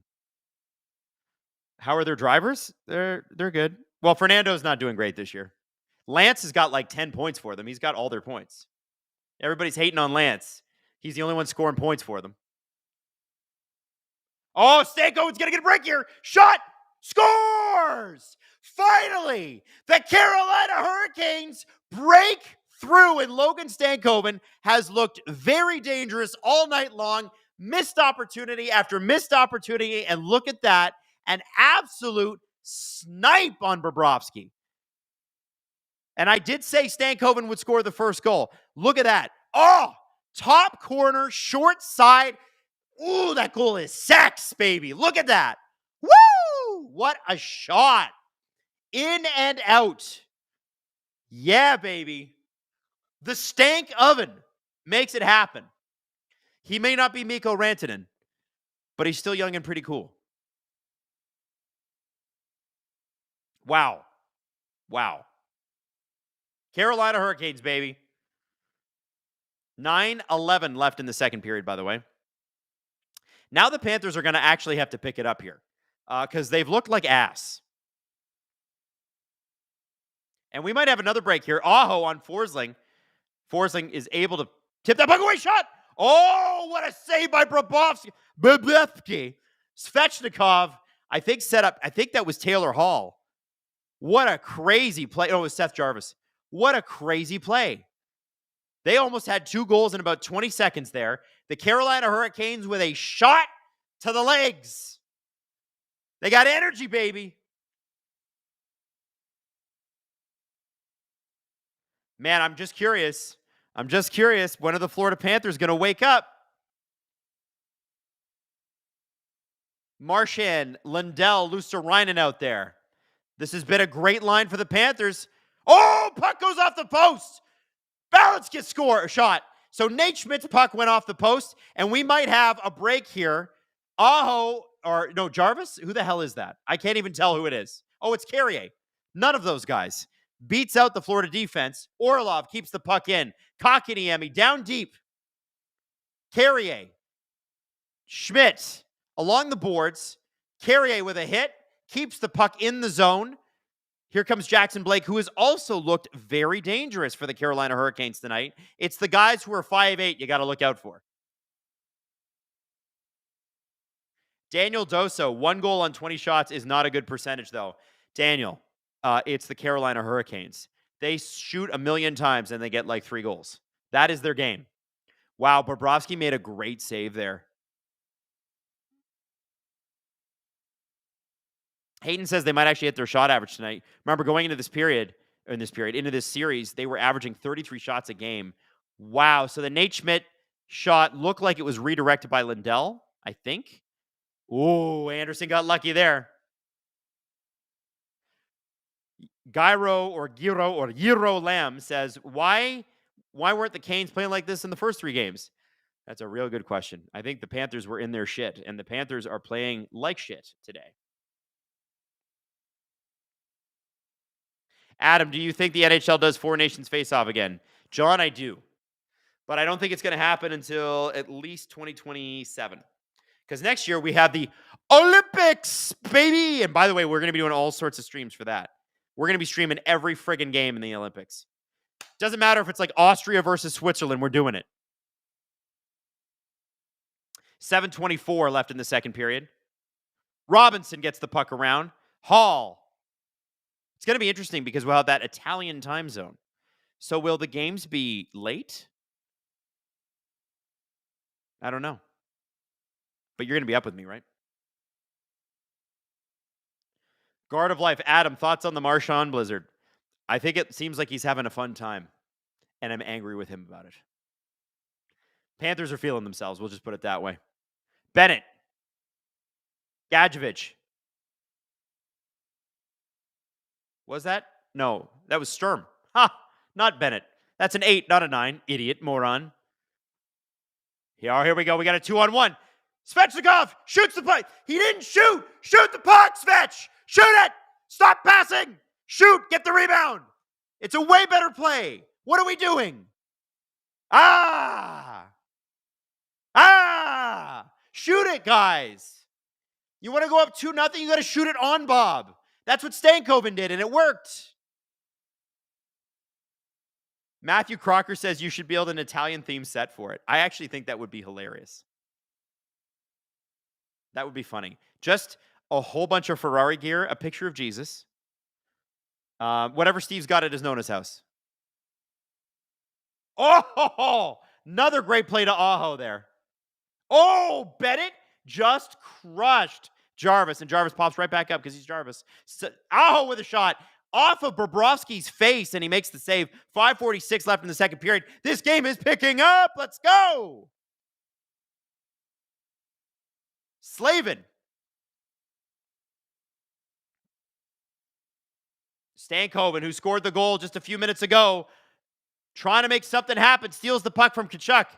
Man, Tkachuk's even that much taller than Stankoven. Stankoven's a tiny little guy, but man, the skills on that dude, crazy. Crazy. 5:15 left. Sorry, guys, I had to burp. There was no other way. I'm just going to be honest with you. Sometimes in the middle of the play, you just got to let it go. Jared says, just got a $70 tip on a $30 order. Yay, Jared. Clearly, good service, Jared. Well done, sir. Well done. Michael says, and here we go. Downfall of Florida. Sure looking that way.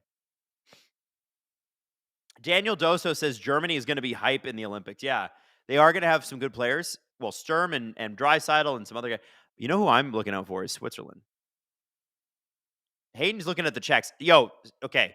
Switzerland's just gone to 2 straight World Championship finals. I think people are sleeping on the Swiss. The Czechs won last year. And with who Hayden?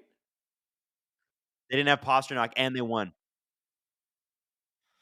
Oh, Pasta at the Olympics is going to be dangerous. Michael says, the Swiss make great knives. Oh, Heischer too. Yeah. I think it's good. The Swiss are going to be, you watch out for the Swiss team. Don't not take them seriously. You should. Also, Denmark, if they're in, Freddie Anderson could steal them a game. Hayden says, how long before the Chinese win a medal at hockey? 25 years. But they're going to come on strong. The Chinese mandate is to basically win every sport. Hayden says within the next 5 Olympics. I would agree with that. Assuming their economy remains somewhat strong and they can keep investing the money. China views the Olympics as a great way to show how great China and their system is.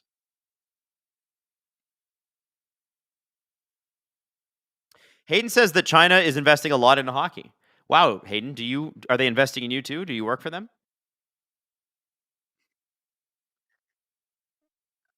Uh-huh. Wow. So Hayden knows 2 coaches that he played for who are actually over there coaching right now. There you go. Michael says Hayden is the inside source. We have Saudi Steve and we have China Hayden. Doesn't quite roll off the tongue.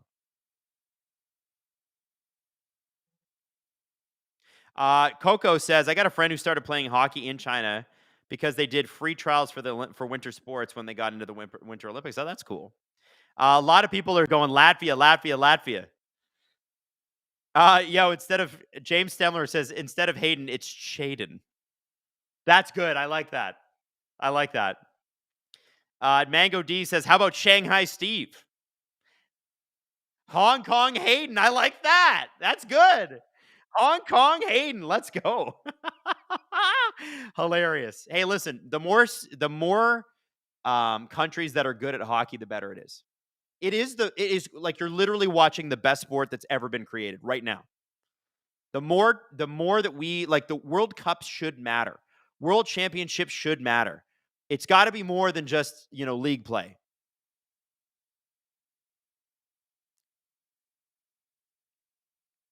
Hong Kong Hayden. How about that? All right. So the question now, with 4:35 remaining in the second period, is can Florida turn it on at all? Or is Carolina just going to say, nope, this is our period. I don't care what you do in the third, but right now, this is us. Kat, the Cats fan, is there. She is watching in the arena somewhere.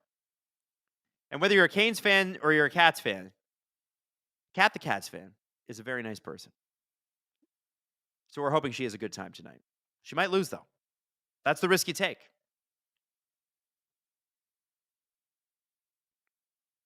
Joe Fisher, Adam, I'm drawing a blank. Who was the goalie for the Caps? Oh, here we go. Verhaeghe with what ended up being a weak backhand because we were able to get back. Who was the goalie whose nickname was Godzilla in the 90s? That would be our good friend Olaf Kolzig. Ole the goalie.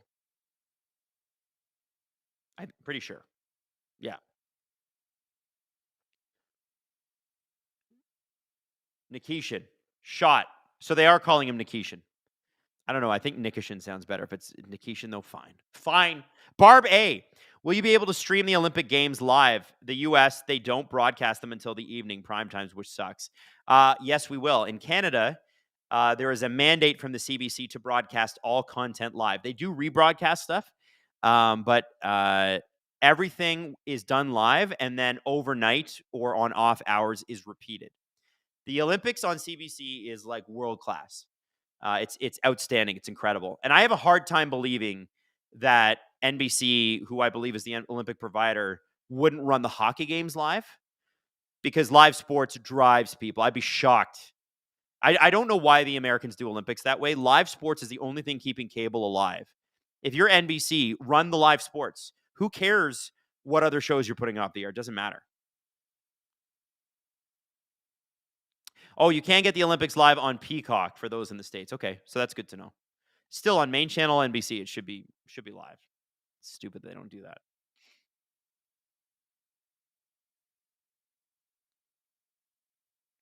.319 left in the second period. Here come the Panthers.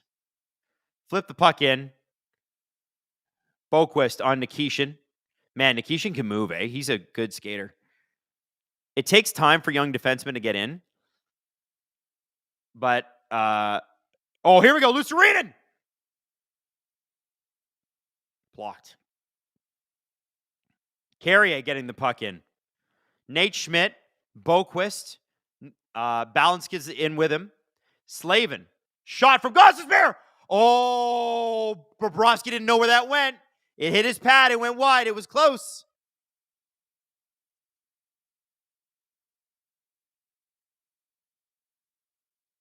Two minutes and 30 seconds to go.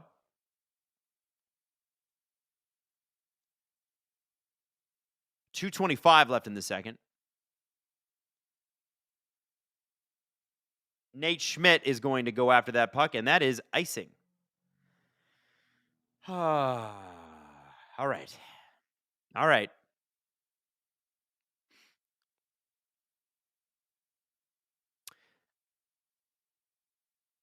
.219 left in the second. I'm going to give you a clap here. 22-12 are the shots. Carolina has been amazing.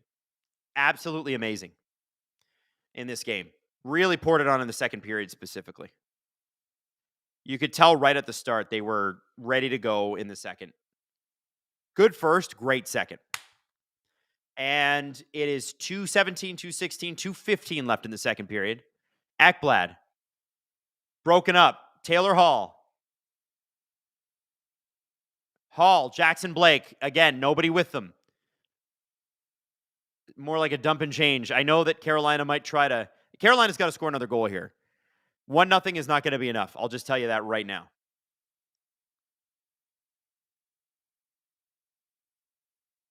Oh, and I think we got a penalty. I think Carolina might be going to the box. Burns, I think, is a cross-check on Verhaeghe. This is a dumb call, but it's a makeup call. I'm just reading Brent Burns' lips. He doesn't like this.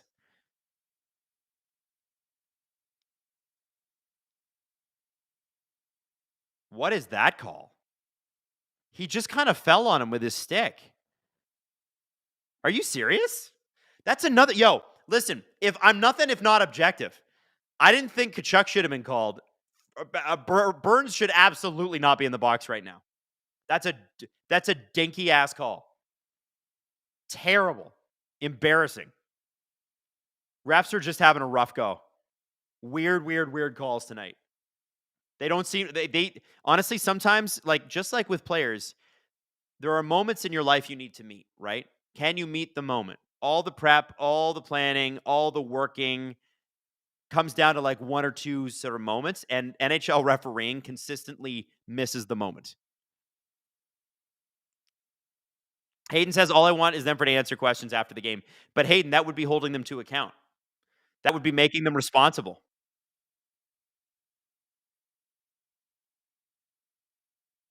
All right, well, let's see if the Panthers can take advantage of this. They have looked dead in the water all period long. Dead in the hurricane flooding, you might say. And frankly, it's not the greatest. That's not the greatest. I won't do that again. 1:22 left on the power play. They've not looked good, is my point. Rodriguez is going to shoot over the net. Sorry, flat out. Evan, you got to shoot on the net. There we go. Now you're getting another shot. Ekblad with a shot, and it is blocked. Seth Jones, 51 seconds to go. 1:01 left in the power play. Kachuk to Barkov to Kachuk. Shoots. That puck is blocked. And Slavin is able to get it out. 36 seconds to go in the And by the way, Columbus. I said earlier in the game, Carolina, one of the bright spots that they've had, and there haven't been many in this playoff round 3, has been their penalty kill. It's been really good. And look, there they go again. Might have a fast break here. There's Seth Jarvis and Sebastian Aho. Jarvis leaves it for Aho. Shot! If Jarvis had gone to the net, he would have got a rebound. And here we go. Here come the Panthers back. Kachuk's going to shoot. No, he's going to pass. What are you doing? Shoot it, boys. Both teams. What are you doing? 1 second ago. Yeah, and yeah.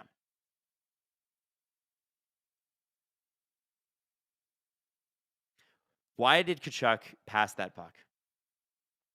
Why did Marchand pass that puck earlier in the play? Earlier in play in this period? They're not on their game tonight. I don't know if they can get it back in the intermission, but they're not on their game. This is decidedly un-Panthers hockey, and I think the Carolina Hurricanes are cool with it. I wouldn't say Carolina's playing an A-plus game. I think compared to the other games they've played in this series, it's an A-plus game. But if you compare this to like the Capitals or Devils series, I don't know, maybe it's a solid B- for what Carolina is capable of. It's enough, though. You just got to be better than the other guy. Yeah, what's that, Hayden? Hayden says he would bet his house, which he doesn't own, on Florida. He would bet his landlord's house on Florida right now.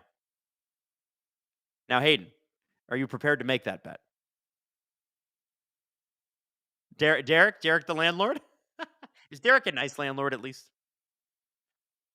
Oh, good. It's always good when you get a good landlord. Always good. I got a good landlord too.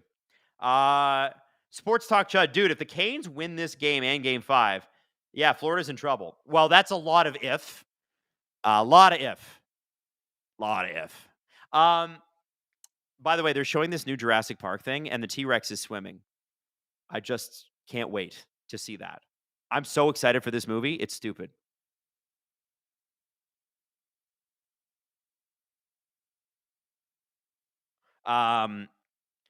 Daniel Doso, does Morgan Riley make Buffalo a better team? Perhaps. He's not accepting a trade there. He's got no move clause. Dubas gave everybody no move clauses like candy. Just a Jersey boy. Hey, any update on trying to play Empire at War? I work IT support, so happy to help in any way I can. So I tried it the way that our boy Robert Malloy with Porting Key suggested it. Didn't work for me. So basically what I have to figure out is how to get like Windows 10 for my Mac.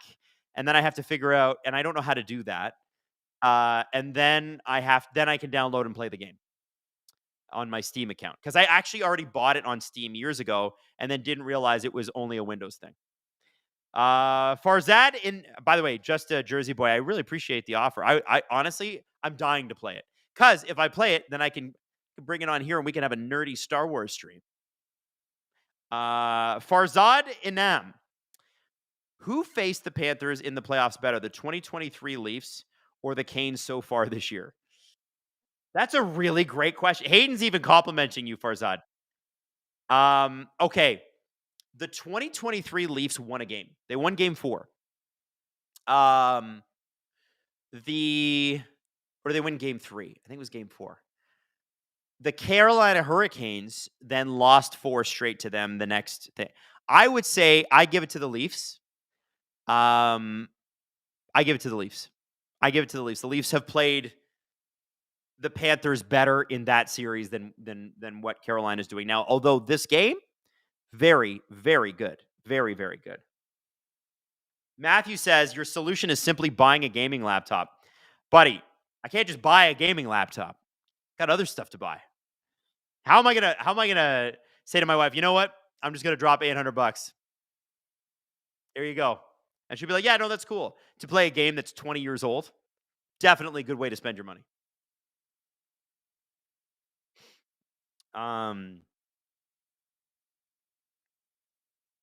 Brett Lawrence, I'm down for that Star Wars stream. I'll super chat like a mofo in that. Dontro says, Adam, you realize you have $39 billion, right? Yes, I know, but it's all tied up in assets. It's not liquid. I'm like Elon Musk, you know?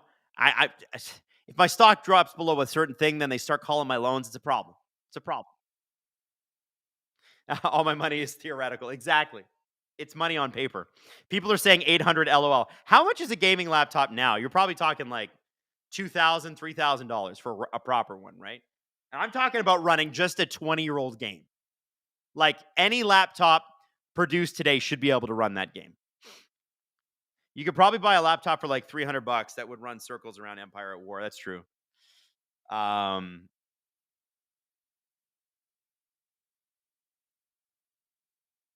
Jumbo TV says your first mistake was going Mac. Macs are better for what we use them for. A lot of audio, video. That I find that Macs just work better for that. It's just easier. Brett Lawrence, bro, I'll front you 100G or 1,000G for my laptop. No, you're not gonna front me. I do appreciate that.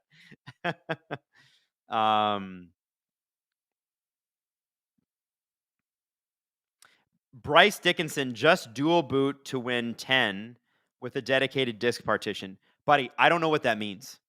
I'm not technical at all. At all. Yeah, I don't even know what the hell he's talking. I don't know what a dual boot is. Does that mean you have 2 shoes rather than 1 shoe? Both boots? Is it wintertime? I don't get it. Bryce Septicon says, my laptop was 800 Canadian on Black Friday, and you could play your game on it, no problem. You can get cheaper ones that'll work fine. Bryce Dickinson, my boy, you work in cybersecurity. No kidding.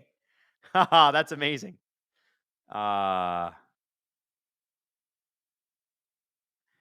says you need to play it if you played the original. It's a beautiful masterpiece. Man, I used to have it on I had a Hewlett Packard like tower PC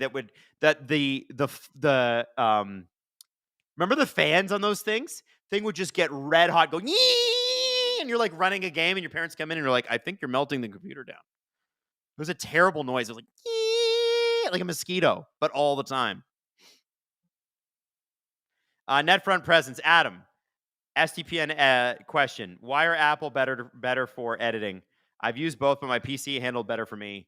Though people swear by Macs. You know what? I have no idea. Again, I don't edit at a high level anymore. Like Jesse does, Drew does, Maddie does, Hayden does. I don't know, Hayden, do you use a Mac or a PC? Use both. What do you prefer? You prefer a PC. Why is that?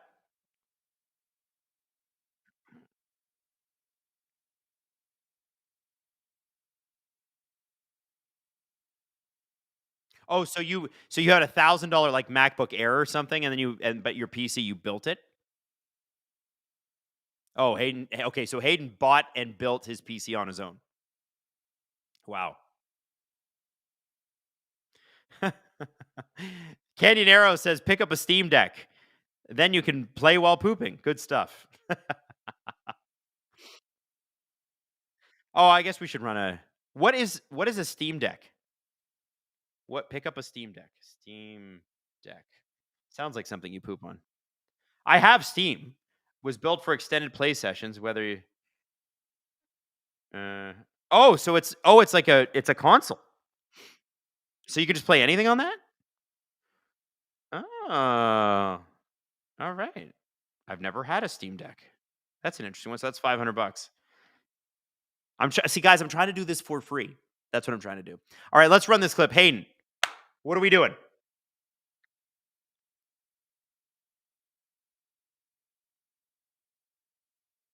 Oh, Chris Johnson talking about the possibility of Morgan Riley being traded. This would be interesting. And what else? And possibly Jonathan Taze's return. Check it out. We'll be back at the beginning of the third period. A couple questions off of X, Blue Sky, Discord. Zahid wants to know, could you really see a Morgan Riley trade happen this offseason? I think it's unlikely, but I can't rule it out entirely because I do believe the Leafs have to look at, we're past the point of, everything just stays the same. But, in Riley's case, he has a full no movement clause. They would have to satisfy that. And, I still think he performs an important function on the team. I mean, it's one thing to say, okay, you're getting rid of him. I mean, they already probably lack a little offensive flair on their blue line right now. Don't get me wrong. I love some of what Brad Treliving's done with this blue line, but it's definitely been with more of a defensive bent. I mean, I just don't know how you replace his offensive minutes and his ability to get the puck up to having the skilled forwards they do. So I think it's a low percentage thing. I don't think he's of any mind to be moved, and I don't know how you're getting better while removing him from the equation. But I will acknowledge, I mean, it's high past time in Toronto to at least consider some big changes. Marner might be one, but no reason necessarily to stop there if there's other things that can be improved. Chaotic Neutral wants to know, I am dying to know why Jay Woodcroft hasn't gotten a coaching job yet. It seems really baffling to me, and I was wondering if CJ has any insight into it. I don't have specific insight there. I think that we're at a time where, there's been a lot of turnover. So there's guys with more experience than Jay. And then it seems like the teams that might hire someone like Jay, who's had the one head coaching experience in the NHL with Edmonton, are opting to go with some younger looks, right? Looking to find maybe the next Spencer Carberry, which of course could still be Jay Woodcroft. I mean, who am I to say? But, I've been a little surprised, because he was fired at the start of last season. So he went through last summer without getting a job, and, it doesn't appear, at least to me, unless there's a surprise, that he's going to get one of the remaining head coaching jobs that are out there available. Perhaps it's a case where he's going to have to take a step back, which has happened to a number of coaches, and, bide his time as a number two somewhere and wait for that opportunity to be a head coach again. But, it didn't end great for him in Edmonton. That Oilers team was at the bottom of the league, or second last, when he was fired in November of 2023. And, they went on to the Stanley Cup that same season. And then now they're having a lot of success now. So maybe that simple fact has hurt him a little bit. But I think it's also a reflection of, a lot of teams are looking for the next coach, and he's been passed by. I mean, it's hard to say any one reason. I know he did interview last year in New Jersey for the job that went to Sheldon Keefe. I know they thought really highly they thought he interviewed very well. And so I don't think that that's the issue. It's just the right fit hasn't come along, is maybe the best way to put it. Charlie wants to know any info on Jonathan Taze. Will he play next season? Thoughts on Winnipeg or Toronto signing him? I don't know if he's going to play next season. It does appear, though, that he's giving the comeback a real try. He's been skating for quite some time now. I've seen on social media doing work with Adam Oates a little bit, and really trying to put himself in a position. And that's one thing Jonathan's been open about in talking is he just didn't know if he could himself get back to a level where it makes sense. I don't know if he's made that decision yet, but the fact he still continues to be training as a hockey player, I think, is an encouraging sign. And, my understanding always was that he was open to the potential of Winnipeg. Maybe at Toronto. I don't think that he had one place in mind. I think he wants to be somewhere where he can be part of the puzzle. And really the hardest part, probably for both Jonathan, but any team that might look to sign him, assuming this comeback continues and becomes more of a reality, is what can you expect of him at this stage? I mean, it's an unknown. I believe he's 37 years old, which makes him among the oldest skaters in the league nowadays. Still very young in human years, but he's a long way removed from his best days as a player. Now, can he, the one thing that was always an edge for him, I think, was the way he thought the game and between the ears. Presumably he's still got those instincts and that ability, but, I'd love to see him back. I got to say, selfishly, it just would be cool to see a guy who's been through a lot with his health, has shared that journey openly. It'll be cool to see him, whether it's in his hometown in Winnipeg or, Toronto, wherever it ends up being, Colorado. I mean, anywhere that he chooses to play, I think would be pretty cool if he can make it happen. I mean, I just think of the reaction when Gabriel Landeskog came back in these playoffs. It's not quite the same thing, but it's a little bit similar. I mean, this was taken away from Taves, his hockey career, by something that was beyond him. And it appears he's at least trying to reclaim that a little bit. And that's where I see the parallels with Gabriel Landeskog. Yeah, I think you'd get a similar reaction for sure. Last one for you from Kadri Sens. How do you see the Senators' blue line shaking up this summer with Nick Jensen's surgery? Do they add another top 4 D-man or an upgrade on Artem Zub? I can help you with this one if you need.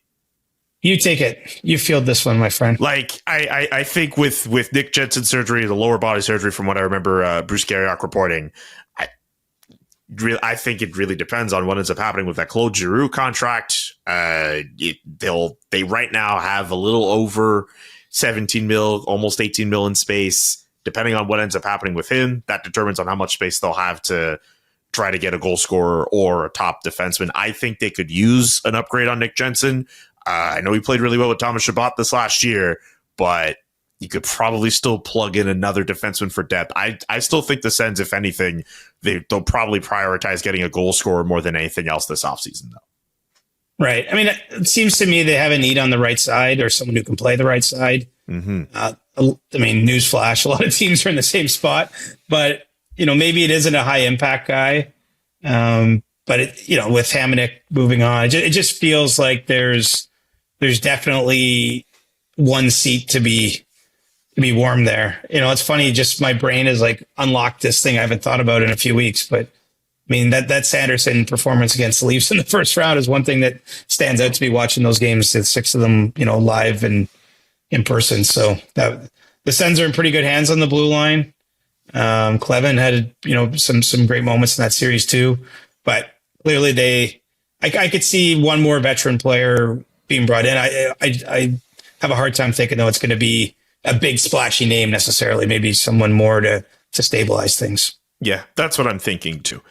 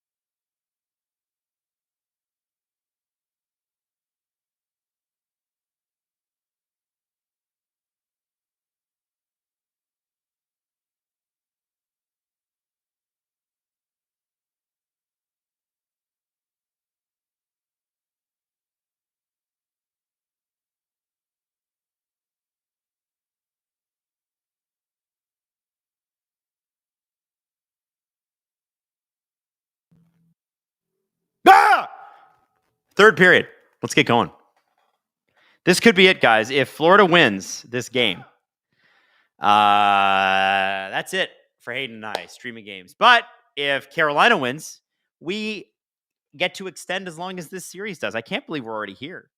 The fact that we've come this far, it feels like October started like yesterday. It's kind of nuts how fast this season has gone. It's been great. It's been fun. Really, really fun. Now, Florida's got to come out stronger here. They looked dumpy, flat out farts in a windstorm, a hurricane, you might even say. And you could see it in the shots, slot shots, 11-4, high danger scoring chances, 6-3, turnover chances, 8-0, and ozone time, 1750 to 1308. That is all in the Canes' favor. Dude, you got to be better. You got to be better. I mean, finish this thing out. Or let Carolina back in and just sow the seeds for some sort of potential historic comeback, which could be the story of the playoffs. I'm curious. Mad says, I'm not a watch guy, but this guy makes wooden watches and every part inside is wood. Every spring, it was just insanity. Are you guys talking about watches in the thing? You should get Justin Fisher in here. He loves talking watches. Talk to you forever about it. All right. And the period is underway. Wow, I don't think they were ready for that, and I don't think I was either. Seth Jones with the puck. The power play is over. One of the silliest power plays of the entire playoffs. Brent Burns simply fell and got a penalty for it. Matthew Tkachuk, earlier in the game, simply fell and also got a penalty for that. Embellishment. Weird.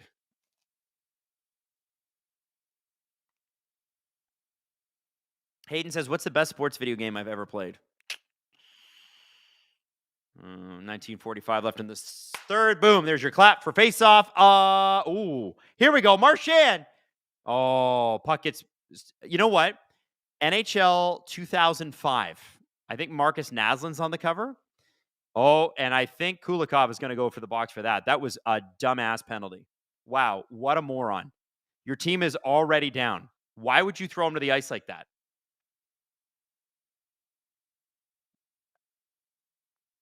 Yeah, you don't understand, man. I'm a Panther. What's he doing here? Watch. Stan Coben, who's already scored a goal. He's 5'8". All you got to do is pin him. No, you're going to push him down because you're a moron. That's one of those, like, if I'm a head coach, that shit drives me crazy. And I know Paul Maurice is going to go easy on him, but you can't do that. That's the kind of thing that gets you benched. Carolina loves it, though. They love it. Best sports video game I ever played, I think NHL 2005. I miss the NHL games when the GM mode really mattered. Like, I wish they'd reinvest. Like, why did they get rid of the dueling Blackberries? Remember when you could unlock a second phone and make more trade requests? Or players would email you and they'd be like, I'm going to play better, I promise. That was the best. Why'd they get rid of that? So stupid. Stupid. We need more. More effort, NHL. More effort. SLS, NHL 14 was legitimately the last best NHL game before the fiasco of 15 when it went to PS4 and Xbox One. So true. I remember our podcast is old enough to remember talking about that controversy. Like, I remember people were being like, hey, I bought the game, but it's only half the game because I don't have the right console for it. So I bought the game at full price, but it's only half the game. It was weird.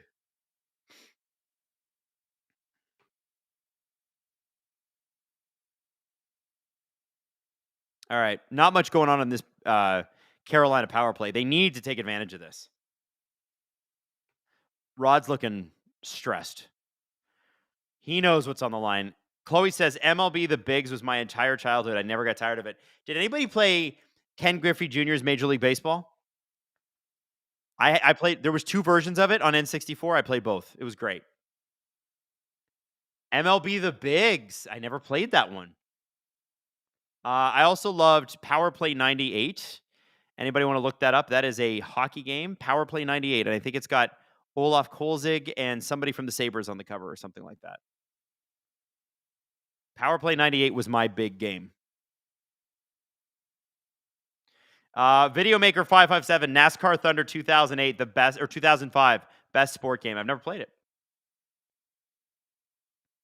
Oh, here we go. Oh, Hall misses that shot. 40 seconds to go.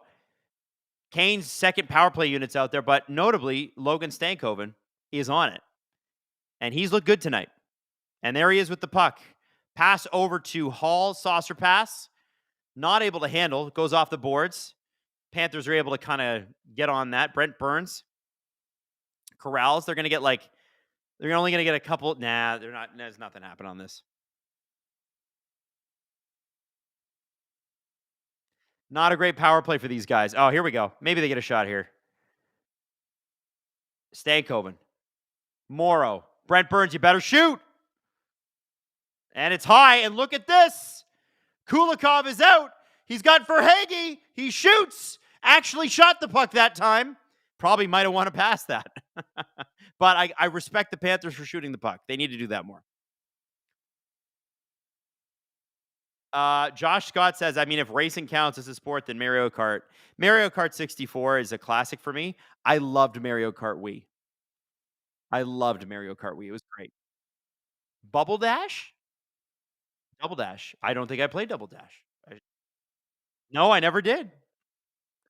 Green Kyber. Wayne Gretzky's 3D hockey was the GOAT of N64 games. Yeah, except you couldn't trade anyone. That sucked. Like, why couldn't you trade? And you couldn't even set your lineups. It was like, I remember the Leafs had Gilmore, Wendell Clark, and Sundin, but they were all on different lines. I was like, well, obviously I'm going to be Doug Gilmore. But I did like when the goalie turned into a brick wall. And then immediately afterwards would let in a goal. If your goalie turned into a brick wall, you knew immediately later he was going to be scored on. Just a Jersey boy can also go to an e-recycling place that will have whole towers from businesses and schools, sometimes for free, really cheap. Or check my last super chat. Just a Jersey boy, I didn't see that. Hayden, can you send me his last super chat? Oh, okay, here we go. I'll get to it in a sec, just a Jersey boy. I got it. Marchand, 15:55 left. Carolina Hurricanes smothering the Panthers right now. I did not think this is where we would be. Marchand's going to get another chance at it. Lindell, here he goes. Oh, and he's brought down. Does that ref have any balls? Do you have balls? That should be that was a breakaway. Nikishin absolutely hooked Lindell down on a breakaway. You have no balls, ref. If he had real balls, he'd have called a penalty shot. Just a Jersey boy says, any laptop will run this game. I suggest, though, getting one of those reconditioned business PCs that have good CPUs and getting lower GPU. Linus Tech Tips has great videos on it. I'll check it out. I don't know where to even get that. But yeah, that would be sick. I would love to play that game. So Nikishin gets a slashing call. I'm shocked that that's not a penalty shot. No balls. Hawks 23, Adam, we need to play Mario Super Sluggers. Oh, I remember that. And Mario Superstar Baseball, must play. Also, Mario Tennis. Dude, Mario Tennis was amazing. Canes are going to get a bit of a break here. Oh, no, they've given it away. Slavin with a shot.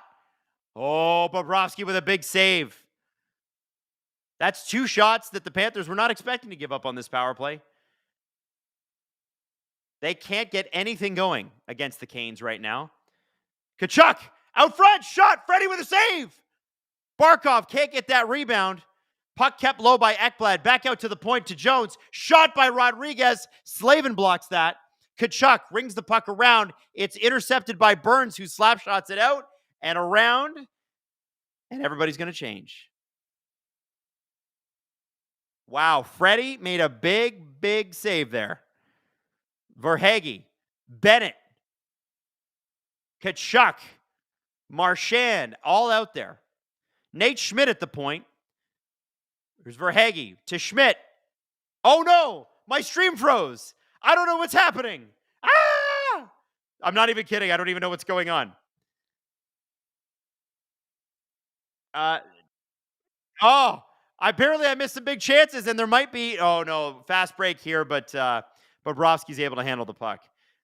Rennet Mom says, I was the king of Mario Tennis. Love that game. You have to be You have to be the ghost. You have to be the ghost. Greatest slice in the game.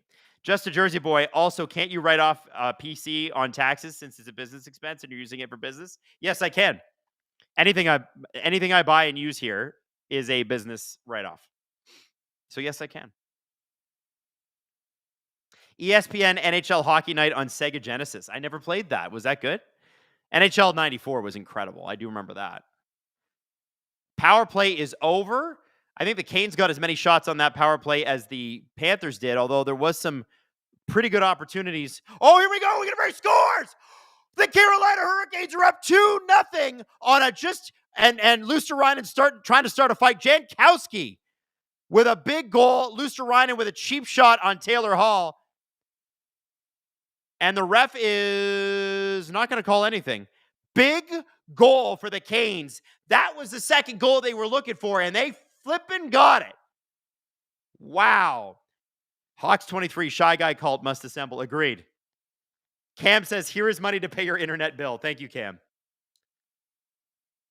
Wow. Great play here by Robinson. Great pass. Taylor Hall, great.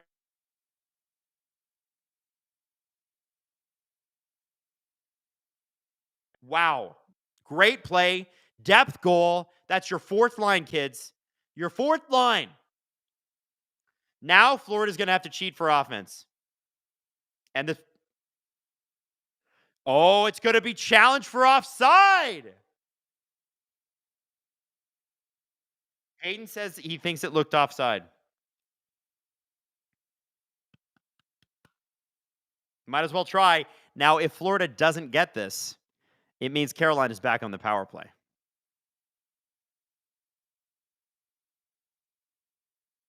All right, show me the replay, guys. Show me the replay. All right, the Florida fans think Robinson's offside. Sportsnet's just allergic to playing the replay. We're not going to get a look at it.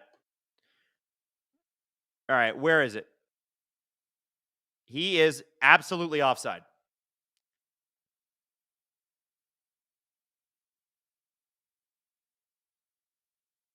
No goal. Wow. Good challenge by the Panthers. No goal. And that was absolutely offside. There's no way to call it. Wow. Like way offside. Oh, that's a heartbreaker. You almost wish he had just stretched with his arm. I know it would have been hard to get that pass, but damn. Denise says, I did not see this coming. Denise, nobody did. This has been a pretty damn good game. This is the best game in this series. Jankowski, that's got to suck, but also he's feeling pretty good. He did get one past Bob.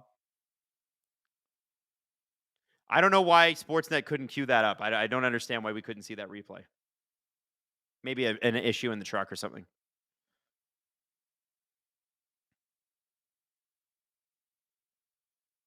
So they're going to scrape the ice. And I don't know if the faceoff, does that then mean the faceoff comes out of the Panther zone? Or does it go outside of I think it may go outside of the Kane zone because it's an intentional offside? I don't know. Good challenge. Good challenge. And Panthers fans are jacked. That's giving them some life. We'll see what happens. Fourth line for the Panthers out here, it looks like. Nosek. Sturm. Yeah, it's them. Orlov gets the puck out. Oh, they're moving. Panthers are moving. But so are the Canes. Robinson takes the check. Nikishin shoots. Jankowski, the almost goal scorer, out there with Taylor Hall. And here comes the fourth line. It's going to be Nico Sturm bringing it across the blue line. Gets the puck in. Gadjevich can't get it. Overskates it a little bit. Gadjevich pressuring. Nosek throwing hits. Kulikov, who got that dumb penalty earlier, trying to make up for it. Almost scored a goal, actually, after the end of it. Florida shoots. Kulikov Turned aside by Anderson.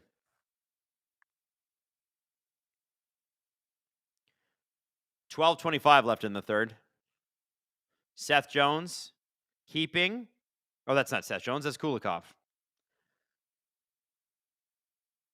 Oh, Barkov. Oh, he gets tripped by Freddie. And are they going to call this? I don't think they are. I think that was accidental. Still was a trip, though. Accidental or not.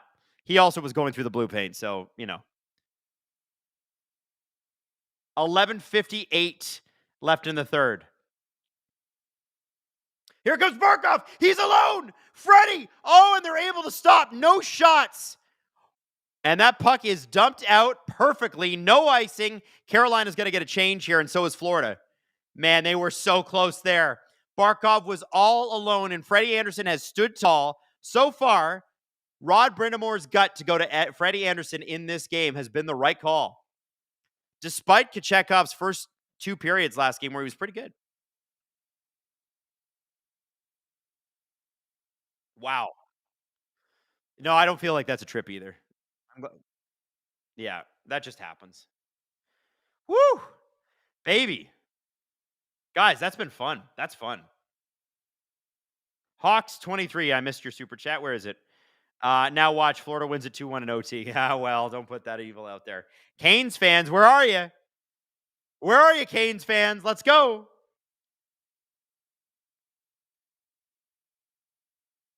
Oh. The Panthers fans and the team, the fourth line is out there for energy anyway, but that's a team that looked a lot more energetic after that goal didn't count. Whatever it takes to trick your brain into giving everything you got, whatever it takes, use this. If you're the Panthers, you got to use this. If you're Carolina, you got to push back against this. Oh, man. I'm ready. I'm so ready for this. I'm so ready for these commercials to be over. Give me what I want, which is the rest of this third period.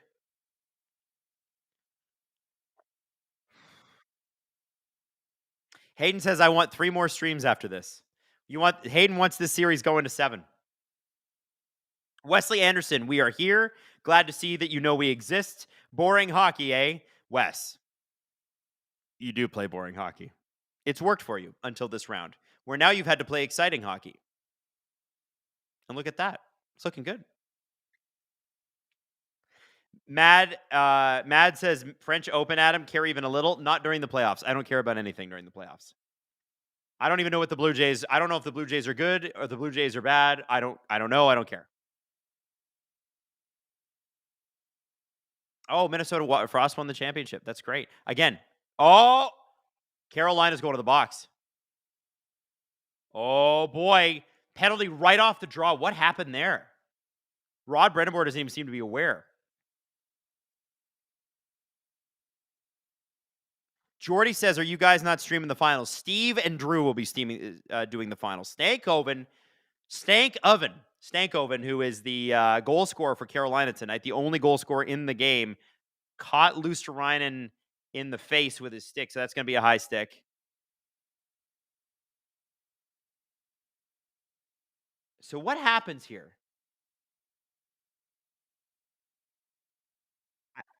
Hayden thinks they should look at that. I think they should have too. That seemed odd. A little tip there by Barkov. Anderson's got it. Hawks 23. Now if and only if Carolina loses this game is Brindamore on the hot seat. According to Canes fans that have been in this chat and stuff, yeah, did he hit him or did he just draw that? Anyway, Rod Brindamore is probably safe because this is a bit of a retool year. As funny as that is to say.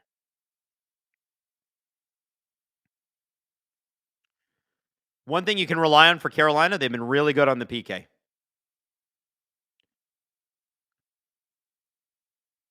By the way, I believe this is 6. Hayden, can you check that? How many penalties in a row has Carolina taken?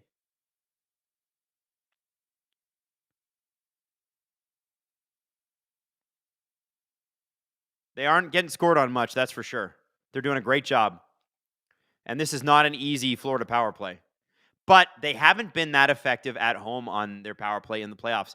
I think it was earlier in the game they showed Florida at 4.2% on the power play at home in these playoffs, which is 15th, which is bad.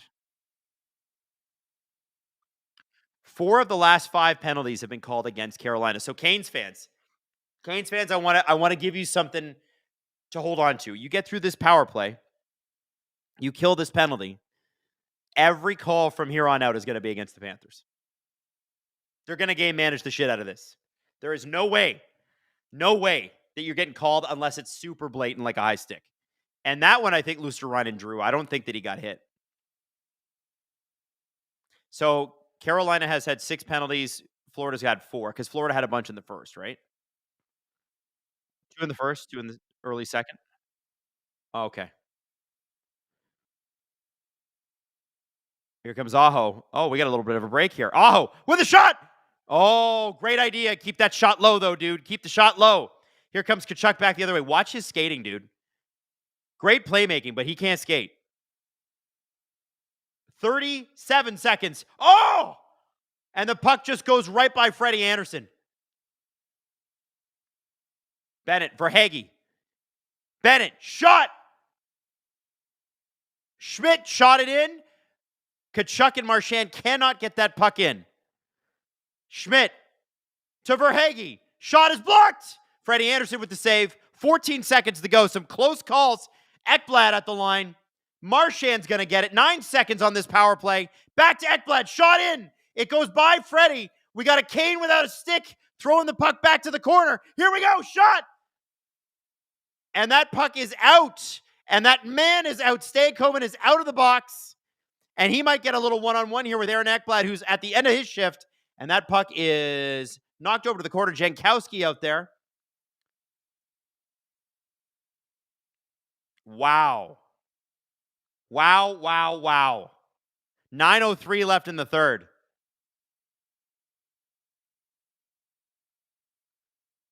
8:55 left in the third. Here comes Balinskis with Lindell, Luostarinen, and Boquist because Marchand played so much of that power play. Boquist, who's been like a bit of a Swiss Army knife, playing mostly fourth line minutes. Now he's playing first line because Reinhardt's out. 8:37 left in the third, guys. Oh, Anderson with a good save there. Puck dumped, and that's going to be icing. Woo! Oh, wow. Trevor C. is Stankoven the next Marty St. Louis. Well, let's pump the brakes on that. Marty St. Louis was pretty special. I'm not saying Stankoven can't be. I just say he's pretty young. Let's just wait. We didn't know Marty St. Louis was going to be Marty St. Louis until he was like 32. Hayden says, is Marty St. Louis the greatest undrafted player ever? Him or Dino Ciccarelli? Dino Ciccarelli had 500 goals, undrafted player. Never won a cup, though. Was traded by the Detroit Red Wings the year before they won their first cup in the Yzerman era. Gostisbehere. Puck is up and out, and I think Carolina's just now going to park the bus. Maybe you try to hope. Maybe you hope that Florida makes a mistake as they're cheating for offense, but I think Carolina's just got to play their game. Be boring and be very good at boring. Slavin, Burns out there. Puck gets out to the point. Hurricanes blocking the puck. That was Stahl that blocked that. That's what I'm talking about. Block those pucks. Be boring. Frustrate these guys. Listen, they took 2 games from you in your house. Try to take 1 from them in theirs. This is nuts. Yanni Havisto, good morning from Finland. Couldn't watch the stream because I have work today, but at least I got in here for 15 minutes. Yanni, welcome, buddy. Wow. What a game. Hey guys, just a quick question. Can we got us almost 1,700 people in here. Can we do a quick like? Can we drop a little like? Heather says, sorry about the subject change. I know people are bitter about the Worlds, but can we agree the USA win was for Johnny? That was from Heather. Yes, I agree. And Heather's a big Avs fan, so it's been a heartbreaking spring. Good for Team USA. It's the first time in the 92 years that the tournament's happened that they've actually won it. It's crazy. Oh, Lee makes a good point, Hayden. The best undrafted player of all time is Wayne Gretzky. He wasn't drafted. He was a WHA guy. Hayden says boo on that, but I think you're right, Lee. SLS, we need likes for Gribbers. Yeah, like Team USA at the Four Nations went from being for Johnny to being for Donald, and I don't think that served them well. The World Championship team was like, no, we're just going to keep it at Johnny. McDavid deserves better. Says, if the Canes win, we need a Gripper Nation Selly. I think we can manage that. I don't know what that looks like. Hamar 47 was Gretzky drafted in the WHA? I don't think so. Gretzky drafted.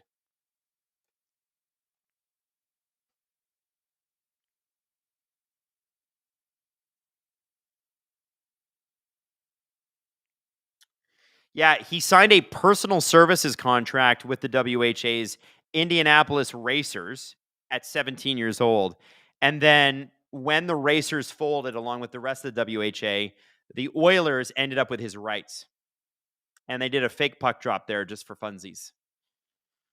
Not when Gretzky signed, by the way. So he was never drafted, Wayne Gretzky.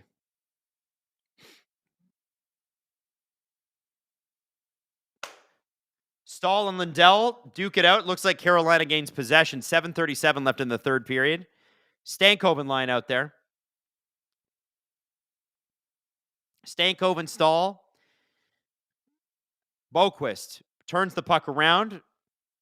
Luosterainen. Lindell. Oh! Brad Marchand is still not out there with this line. Interesting. Maybe taking an extended breather for the push towards the end of the game.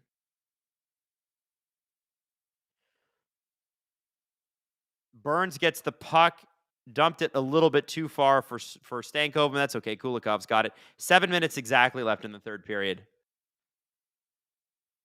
This is going to be we finally got a close game, guys. This whole series has been a blowout.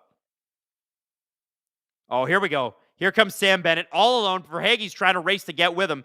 Bennett turns back, gives the puck away. Aho is going to get a breakaway. Forsling trying to cut him off. Aho with the shot, and he misses. But he was trying to go glove side high on Bobrovsky and just missed the net. Man, Sam Bennett would have... Listen, as a Leaf fan, I wouldn't mind a little Bennett burn. I can't be objective about that. The man punched my goalie in the head.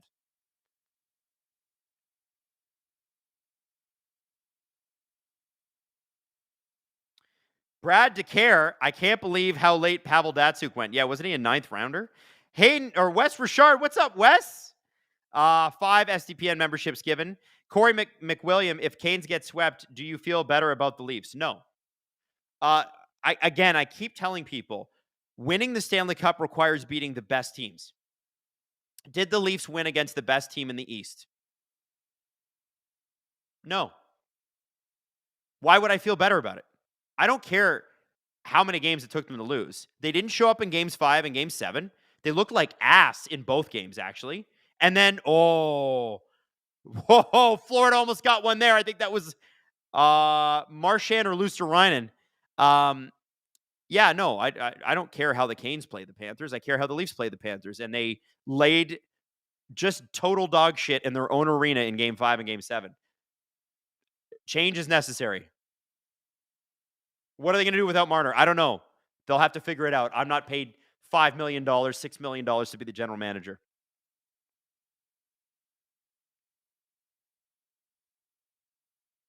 Chet Navy says, if Carolina wins this game, I'm going to freak enjoy. I don't know how you can freak enjoy, but sounds like a good time. Maybe you can teach us. I'm going to write actual close game, LOL. Who wins? Come hang out. There we go. Boom. I'm tweeting it. And I'm going to put it on, I'm going to blue sky it too. Because I'm a lib. I'm a lib like that. And I got a blue sky account. Actually, it's weird. Blue Sky, I like barely use, and I still get followers all the time on it. Hayden says, don't forget to post on Truth Social. Good point. Nathan R., welcome to STP VIP. Hey, probably a good opportunity to mention STP VIP gets you an extra STP episode every single week where Steve and Jesse and I break down things outside of hockey. And it's actually really fun because it's just a nice break from hockey. And it's not just sports too. It's entertainment. It's exciting. And if you upgrade to the optional ad-free tier, whether on YouTube or Spotify or on Apple Music, and Apple Music, by the way, if you buy the year-long subscription, you actually get it for less money. You get the episodes early. They come out hours earlier than the usual episode. Plus, you get the VIP experience with the extra episode. It's pretty great. Check it out. Plus, by doing this, you're supporting a small business like ours. And we are still truly trying to crack our way into the advertising landscape here in Canada and a little bit in the United States.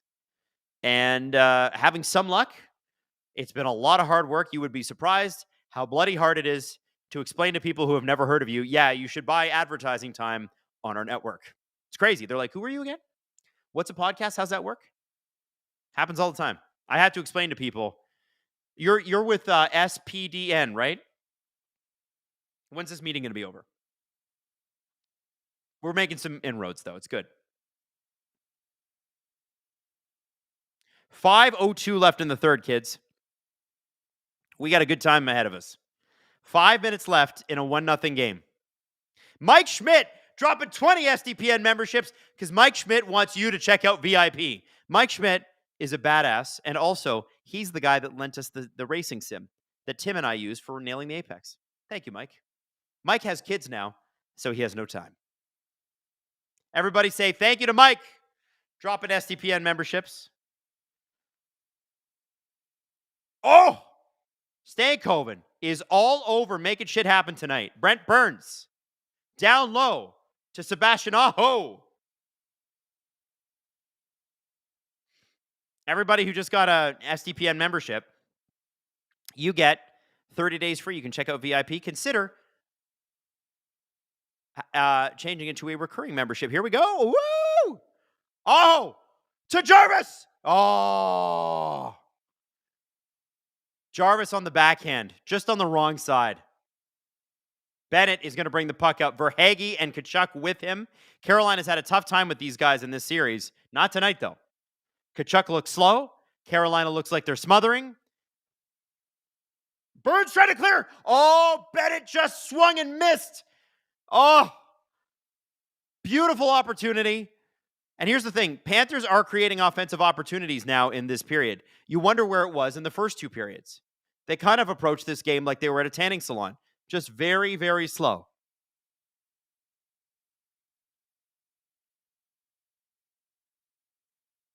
Carrier.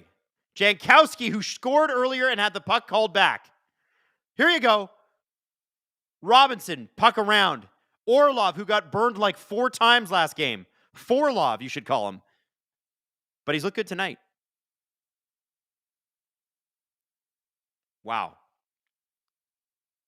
Wow. Jared says, man, when the Panthers lose, they lose ugly. Buddy, I'll show you losing ugly. Games 5 and Game 7 of round 2, Leafs-Panthers. Look them up. That's ugly. This is just a close game. Aho and Jarvis, man. Oh, Jarvis could not get that puck on the net. Couple of backhands that have gone wide, Stankoven and Jarvis. And they're just showing Sam Bennett just, that puck jumped his stick. Oh, man. Woo! Here we go. Stahl loses the faceoff draw to Lindell. Out goes Boquist. So it's Lindell, Boquist, loose to Ryan, and I think Brad Marchand has been upgraded to the first line, and rightfully so. You got to get a goal in the last 3 minutes here. These guys are going out.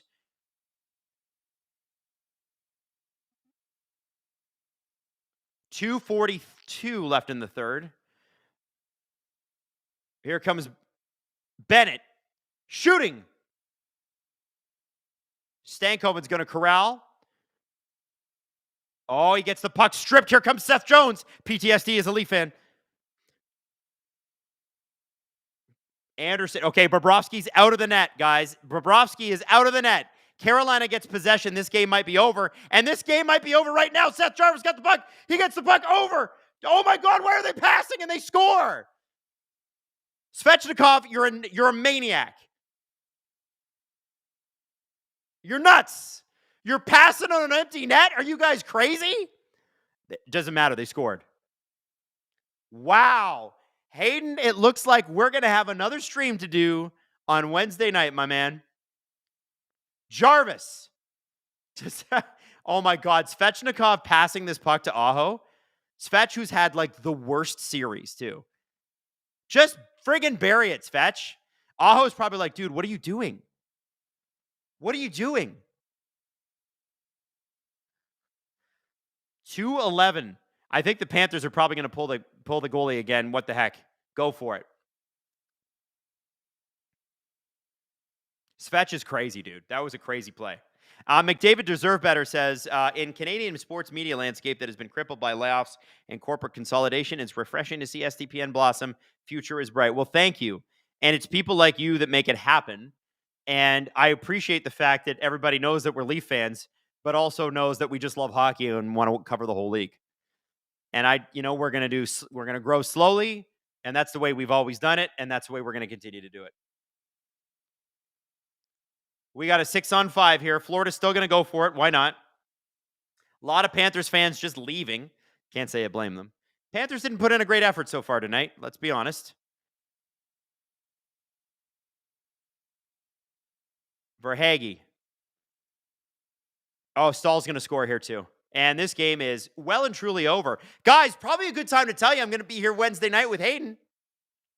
This ain't over, baby. This ain't over. They're going to fly back to Carolina. Sorry, Florida. You thought you were going home tonight to rest?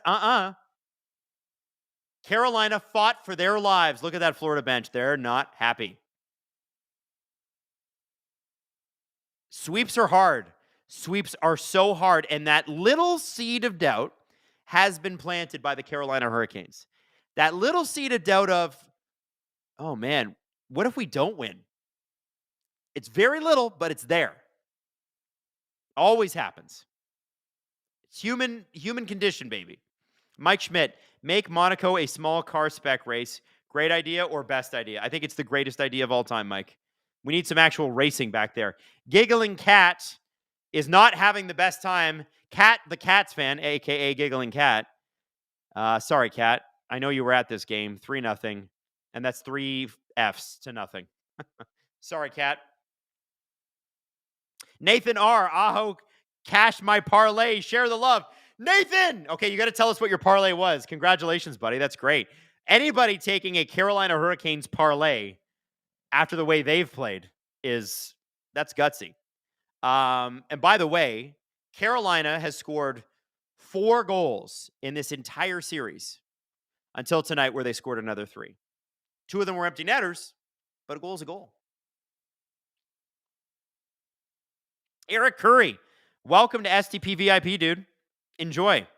Graham Renfro, first win in the Eastern Conference Finals since 2006 for the Carolina Hurricanes.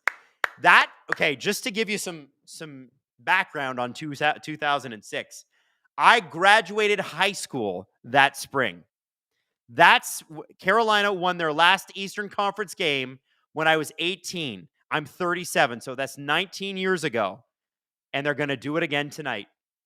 That has got to feel awesome. 1 for 15 in Eastern Conference Finals games since 2006. I don't know if you just saw Gadjevich just throw the puck at Morrow there. That was kind of funny. They're going to kick him out of the game. Look, they're kicking him out. Bye-bye. 10-minute misconduct. Yeah, bye-bye, Gadjevich. And Carolina's going to the power play. Rusty Mitchell. Canes held down the fort. It didn't float away. That's right. Rennet Mom says, so Florida's going to do a gentleman's sweep, right? I suppose. But you're going to have to be better than that.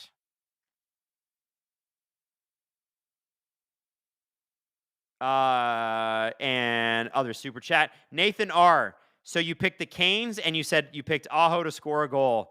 And buddy, you got your parlay. Happy for you. I do like the fact that Gadjevich threw the puck at Morrow there, just because Gostisbehere did it to Marchand in game 1. That was funny. Could we get a reverse sweep in this series, guys? Might we? 30 seconds. And the Carolina Hurricanes are going to get on an airplane and they're going to go back home to their beds tonight and they're going to have a game 5. And you know it's going to be loud. The storm surge will be there. And all they need to do is get another win. The way they won tonight, they just outworked Florida. Flat out outworked them, especially in that second period, man. That was key. Absolutely outworked them. If they get that win in Carolina, we got to have a chat. Because they're going to have home ice advantage for game 7. Now, we are jumping way ahead. But that's my job. We need to talk about the ramifications. Florida knows that they should be done. They know that they should be going home tonight to have a beer, play some video games, stay up late, and relax. Instead, pack your shit. You're getting on a plane tonight, and you're going to Carolina. Go home, pack your shit. Enjoy the plane ride, goofs. And I would say that about the Leafs, too. I'm just going to say that. I'd be mad at the Leafs, too, if they hadn't finished it off. So this is going to be fun. This is going to be a fun one, guys. Wednesday will be very interesting because now the crowd in Carolina really matters. Florida absolutely dominated the first 3 games of this series. But Carolina steals one in Florida's barn in the nick of time.